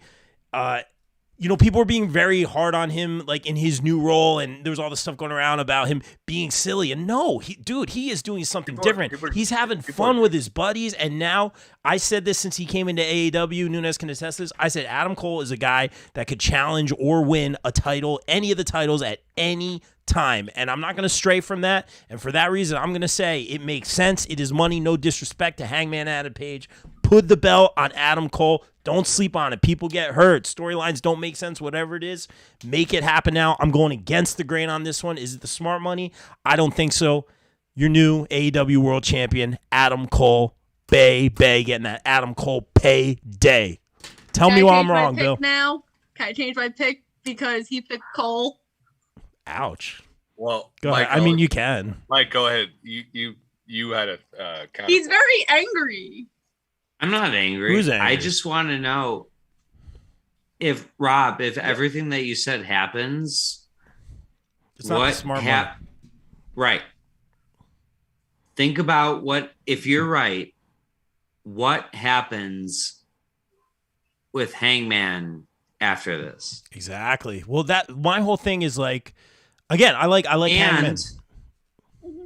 If you're wrong, I usually am. Correct. If you're wrong, what happens after that? That's what I'm saying. We have nothing. Adam Cole has a million possibilities still open to him. It's a fair point. It's a very fair point. Especially with the. That's all I'm saying. Unless we don't know something and Adam Page wants to take a 4 to 6 month hiatus. That did kind of occur to me with the newborn. Come hang out with me for 4 to 6 months. That'd be cool. I think we have a lot of common interests. That is something I thought about too. Shitting on Kane for his terrible tweets. Let's not. Oh, we got political. Glenn. We got political. Don't bring up Glenn. We don't. To quote Encanto, we don't talk about Glenn. Yeah, let's not go there. By the way, we're not going there. We're not going there. Hangman, we don't talk about Glenn. All right, getting back on the rails. What do we do with Paige? Seriously, Rob? Yes. I'm asking you sincerely. I think that's kind of been the question at this point. We threw him up against Lance Archer. We disconnected him from the Dark Order. We kind of reunited him. That's also part of my argument is kind of like he's been a little bit all over the place. Why doesn't he wrestle 10? He hasn't wrestled as much as Adam Cole has wrestled. That's another thing. And to bring up your point, to be perfectly fair, Mike, like maybe he does kind of want more time with the kid, or kind of slow down a little bit, whatever that may or may not be. Again, I'm not putting all my eggs in this basket. I don't think it's a smart money pick. And Bill right now is going to tell me why I'm wrong. I'm not going to tell anyone why anyone's wrong. Unless it's WWE stuff, because I mean, you just pick stuff. I'm like, here's why it's horse shit, because it doesn't matter. But what does matter is what's going to happen here. I think no matter who wins this match, we have, as Kimmy mentioned before, I talked about blood and guts, and right now you're looking at a blood and guts match potentially of Adam Cole, Jay White, Bobby Fish, and Kyle O'Reilly versus Kenny Omega, Matt Jackson, Nick Jackson, and a joke I said Cody Rhodes, but in reality, it's going to be Hangman. It's going to be Hangman. No matter if he wins or loses, Hangman is going to join up eventually with the newly face-turned Elite. And then they, much like in 1989, will screw Hangman over. So we get Kenny and Hangman too. But that's down the road. I think Hangman Page is going to win this match. Here's why. Because Adam Cole and Kenny Omega are destined for a match. And I don't think that needs a title. Because it doesn't. Kenny Omega. And Kimmy, you could be right. in your statement. know. Rob and Kimmy, you guys could be right. Maybe Adam Cole does win. And here's the thing: what people want to know, yes, I do love Hangman Page. Like his whole thing with his anxious millennial stuff and all the stuff he talked about letting people down and drinking and all this other stuff. I was almost in tears talking about that because it spoke to me on a level that no one can understand. Maybe some people will understand, but it spoke to me on a very distinct level. I am also the same person who said, and I will say this to the day I die, which hopefully will not be anytime soon, is that to me, Adam Cole is Ric Flair. That's how good he is. He is the guy who can have a terrific match with anyone. I could walk into that ring tomorrow with Adam Cole and he'll make me look like $1 million. And I am terribly out of shape and have no wind whatsoever. And I am just the most unathletic person you ever met, unless it's throwing a football. And what's going to happen is he will have that title. He will one day, but not today and not this Sunday, because I don't think he needs it, because Kenny Omega and Adam Cole is going to be the match for the ages. It's going to be an epic encounter, Ring of Honor title, that I was at that show. It's just so perfect. And if we get this blood and guts match with the Elite involved in it, that's what we missed out in Newark in 2020. And you know why? Because I had goddamn tickets for it and I didn't go see it. So I'm going to tell you, it's going to happen. And maybe it happens in Detroit when they go to Dynamite. God bless you. Hey, listen, I got to give Detroit some staff. Much love to Matt Stafford for helping me win my first fantasy title ever. But anyway, I'm just saying it doesn't need the title because not every match needs the title. And that was what CM Punk said about when he dropped the title so Shawn Michaels and Chris Jericho can have the feud. And I don't think every major feud needs the title. That's just my opinion. That's just one gray bearded man's opinion. Hangman needs this, and I do think the drop is to MJF eventually. Yes. Because I think it's full circle, and then down the road, then we worry about what Hangman's going to do next, because I think he will be sidetracked with the Elite feud, and that reunion with the Elite will be so sweet. It'll be so palpable. Put that shit on your pancakes, maybe some waffles. It'll be delectable because it'll be great. Because then it's just like, because the Bucks have already teased it. They remember when Kenny had the match. Hey, we're not going to interfere. Hangman, go for it. You have our blessing, and it'll be great as long as they don't bring Flip Gordon back. That's all I care about. So that's what's going to happen. I mean, listen, Flip, Earth's round. Hey, he's controlling his own narrative. Did you see? That's but I mean, fun. Yeah, I almost threw up. So that's gonna happen in a bar somewhere. But anyway, not the point. Is that's gonna be great. So that'll sidetrack Hangman from the title picture a little bit. You don't have to have him defending every week. He is a special wrestler, Hangman. I don't mean to jump over you, Bill. I mean, listen, I jump over everyone all the time, as Rob can attest to. So please go ahead. That's what I want to leave this whole podcast on, because I know we've been doing this for like 2.5 hours. Doesn't matter to me. Why at the end of this, why does Adam Cole need to be the champion versus why does Hangman Adam Page need to be still the champion? Because what's going to end up happening is Adam Cole, MJF, Eddie Kingston short run, Adam Cole. That's how I foresee. Wow. Unless someone else gets in there, that's how I foresee the title picture. Same guy who predicted an NXT Women's War Games match. Yeah. That a year before it happened. Yeah. No, you're right. I won't argue that. Reputation on the line and saying that's how it's going to go. And this is going to be an amazing, amazing match. And where we're going from here, who we have as free agents, Forbidden Doors, Ring of Honor, who knows? The future is wide open, and that's fucking awesome. And it is. We're going to have a hell of a run going on with AEW to the next quarter for Double or Nothing from a much bigger arena. Right now, I see no reason why Adam Cole needs to be the world champion. And that's literally what I'm leaving it at. Well, and my prediction, Kimmy, is that Britsky is going to keep it. So they're good. They'll be 1-1. She'll lose. And I do believe, you know what? I'm gonna say this. Oh no. It'll never happen. But if we did a blood and guts, I don't work for AEW yet. If Britt Baker was involved in the blood and guts match, and you had Thunder Rosa on the other side with the Elite,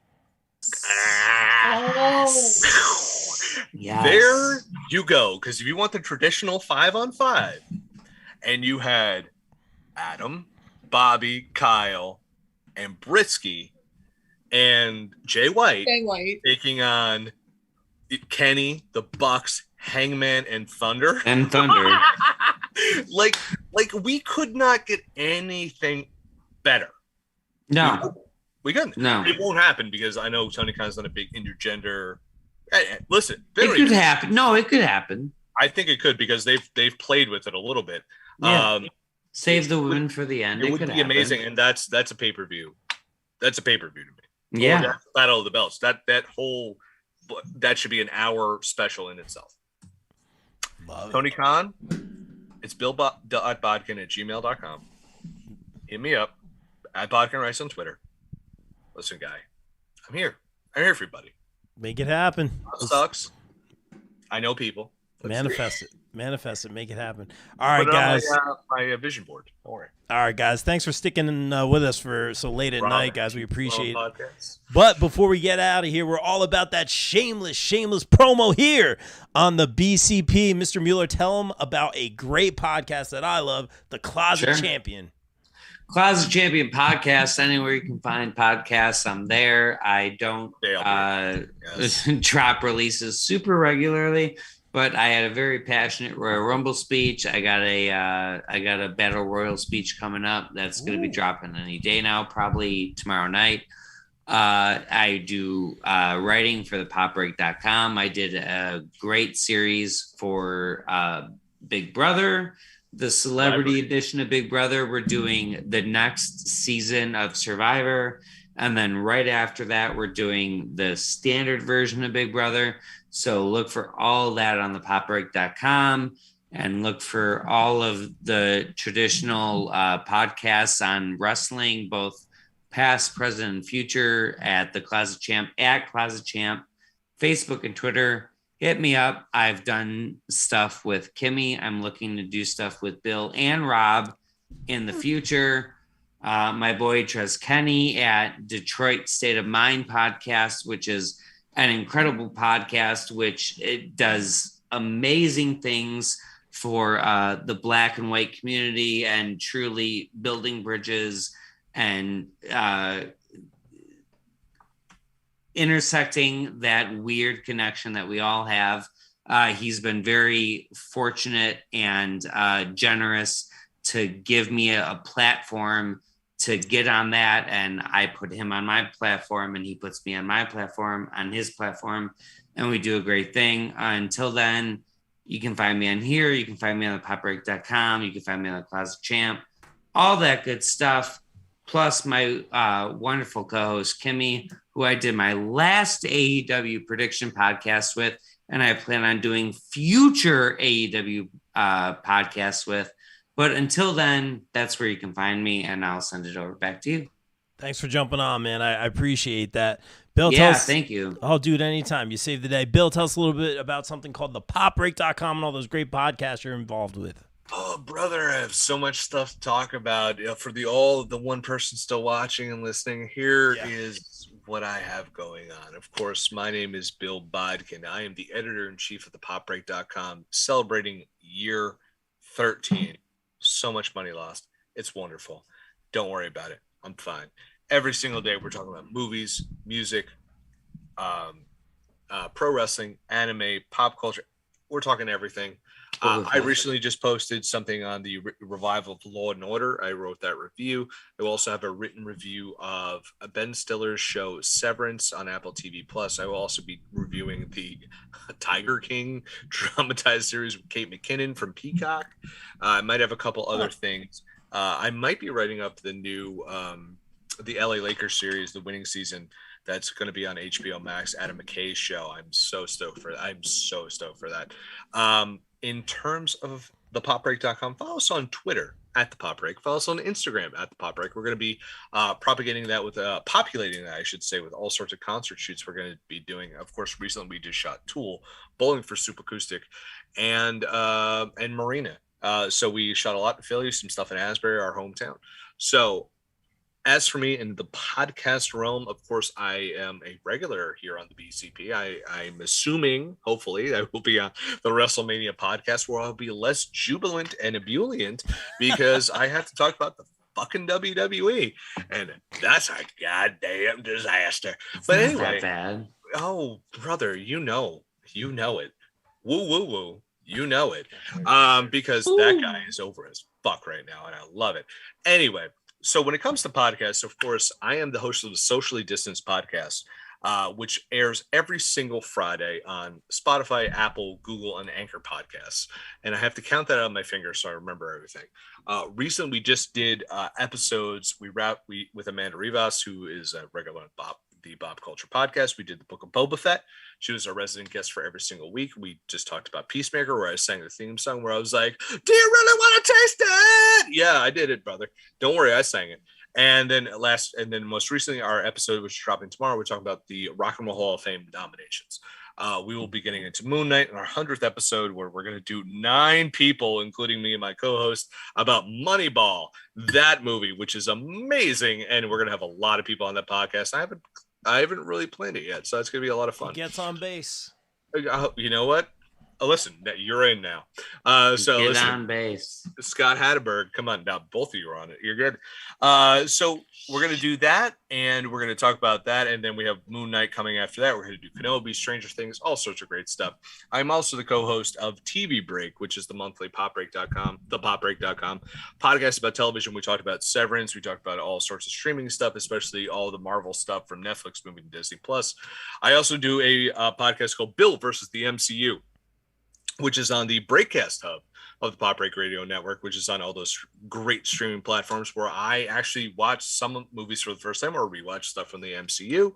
And finally, I do This Wrestling Life podcast, an infrequent wrestling podcast. Our most recent episode was about Cody Rhodes leaving AEW. I mean, that's now outdated. But there's so much stuff I do, and I love you guys for checking all of it out. And Rob, thank you so much, as always, for Welcome back. Welcome back. I don't know if actually football in the fall. Oh, you are going to be on the NFC. I'm inserting myself. You're good, and you might be on there. And by the way, I want to congratulate Kimmy publicly because she was in last place in the Pop Break Fantasy Football League for most of the season. Came back, and where did you finish? You ended up ending 3rd. She killed it, and I'm so proud of her. Wow. Yeah, her first it's year. Not about how you finish, or not about how you start. It's how you finish. Drunk, and I can say that as a drunk. I can say that. But Kimmy killed it. I'm so proud of her because I gave her shit on this podcast a long time ago for being like, "You suck," and now look at her. She killed it, and she's gonna be back next year. And Mike, I'm sure there's a spot for you. There better be. Son of a bitch! I got to perform better next year because you know who won the title. Oh, Papa Graybeard over here. Oh. So, hey, Rob, tell us about some of the stuff you're going to be doing the Pop Break and where people can find the Pop Culture Podcast. Oh, thank you. Shameless promo. You live. Oh, well, guys, obviously hit that subscribe button. We're building up the YouTube right now. Subscribe on Spotify, all that good stuff.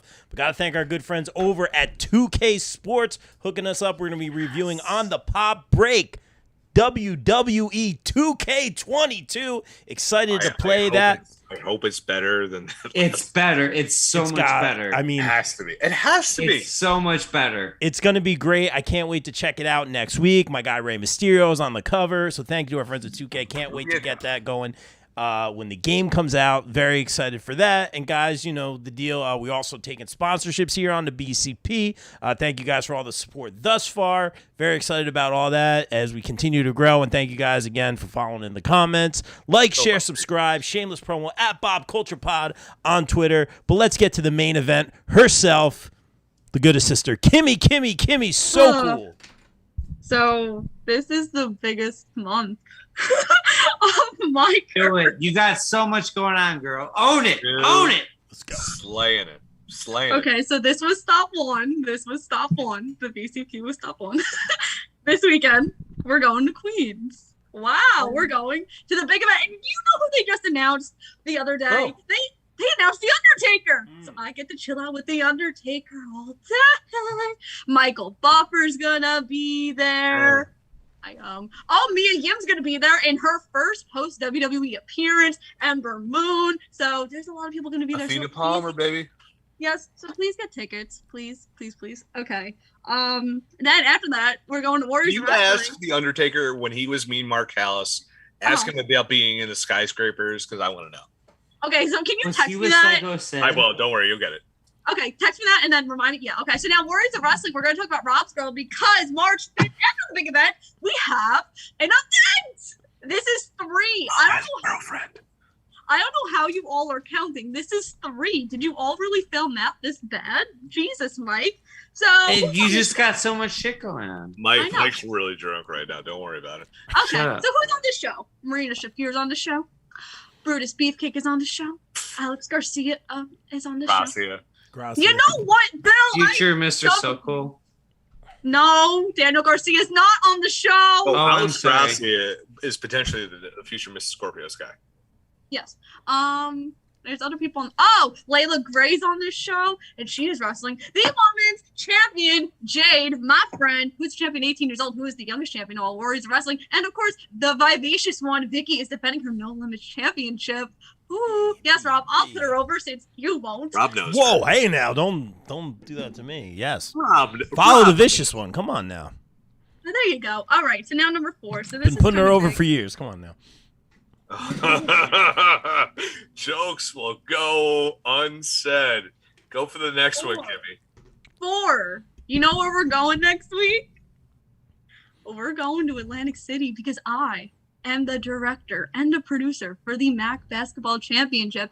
Upset during this podcast, Iona lost with 4 seconds left. Rick Pitino goes down. These standings are... Yes, Rick You didn't do Pitino... anything for the Knicks in '89, buddy. Listen, I met him for the first time. He's a interesting human being. But yeah, so I'll be there all week. Kind of scared, ESPN. But yay, history. There's only 4 girls going, which I found really interesting. I was like, damn, look at us taking over sports media. So then from Atlantic City, we're going all the way to Albany, New York, where I'm hanging out with Bray freaking Wyatt, Trish Stratus, Tori Wilson. Layla Gray's also gonna be there. Caitlin's gonna be there. May Valentine's gonna be there. Right, yeah. Sarah Logan's gonna be there. I'm really just trying to think. So that's I'm running out of fingers. I'm only on 5. She's gonna lose that's this time in Detroit Rock City. You better hurry up. Yeah, so that's I'm sorry. Oh so no, that showcase- Spike. Okay, so that Showcase of Legends in Albany. So then, spring break, yay. And then there's another week, and then we're going to Philly, which I don't know why you're all not going to Icons of Wrestling because Onita's going to be there. All right. Shit, I might have to go. Yes, you will, because the New Age Outlaws are going to be there. Yeah.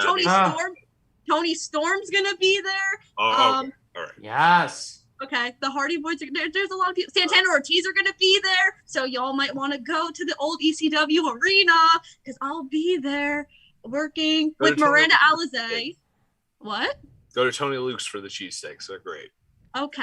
So I'll be there with Miranda Alizé, Sky Blue, Lance Archer, Nyla Rose. We're going to have a good time. We're going to vibe. Her Nyla Rose is hilarious. So. Oh, I know. I've met her already. She's a quite lovely human being. And then we are going to Dallas. I'm so excited.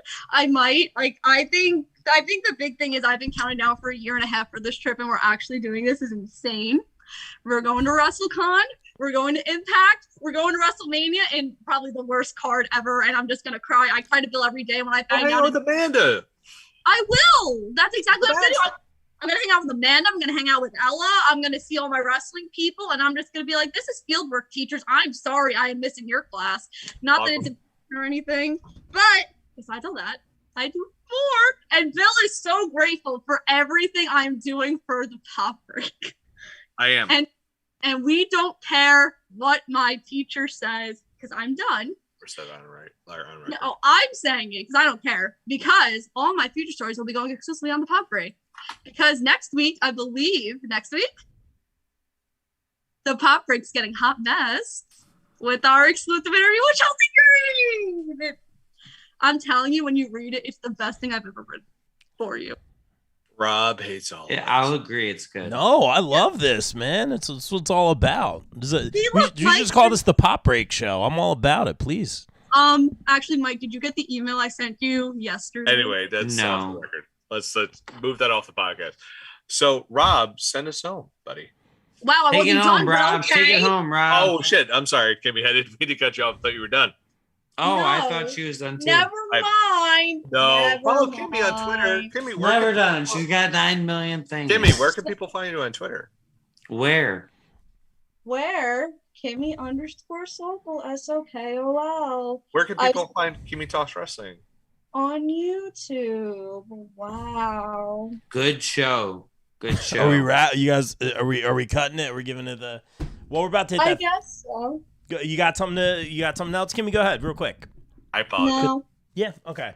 Guys, hitting that 3-hour mark. Thank you for everyone that has stayed with us so far, guys. Enjoy the pay-per-view AEW Revolution this Sunday, 8 o'clock on Fight TV. Order it up, guys. And like we always say here on the BCP, everyone stay safe, stay positive, take care of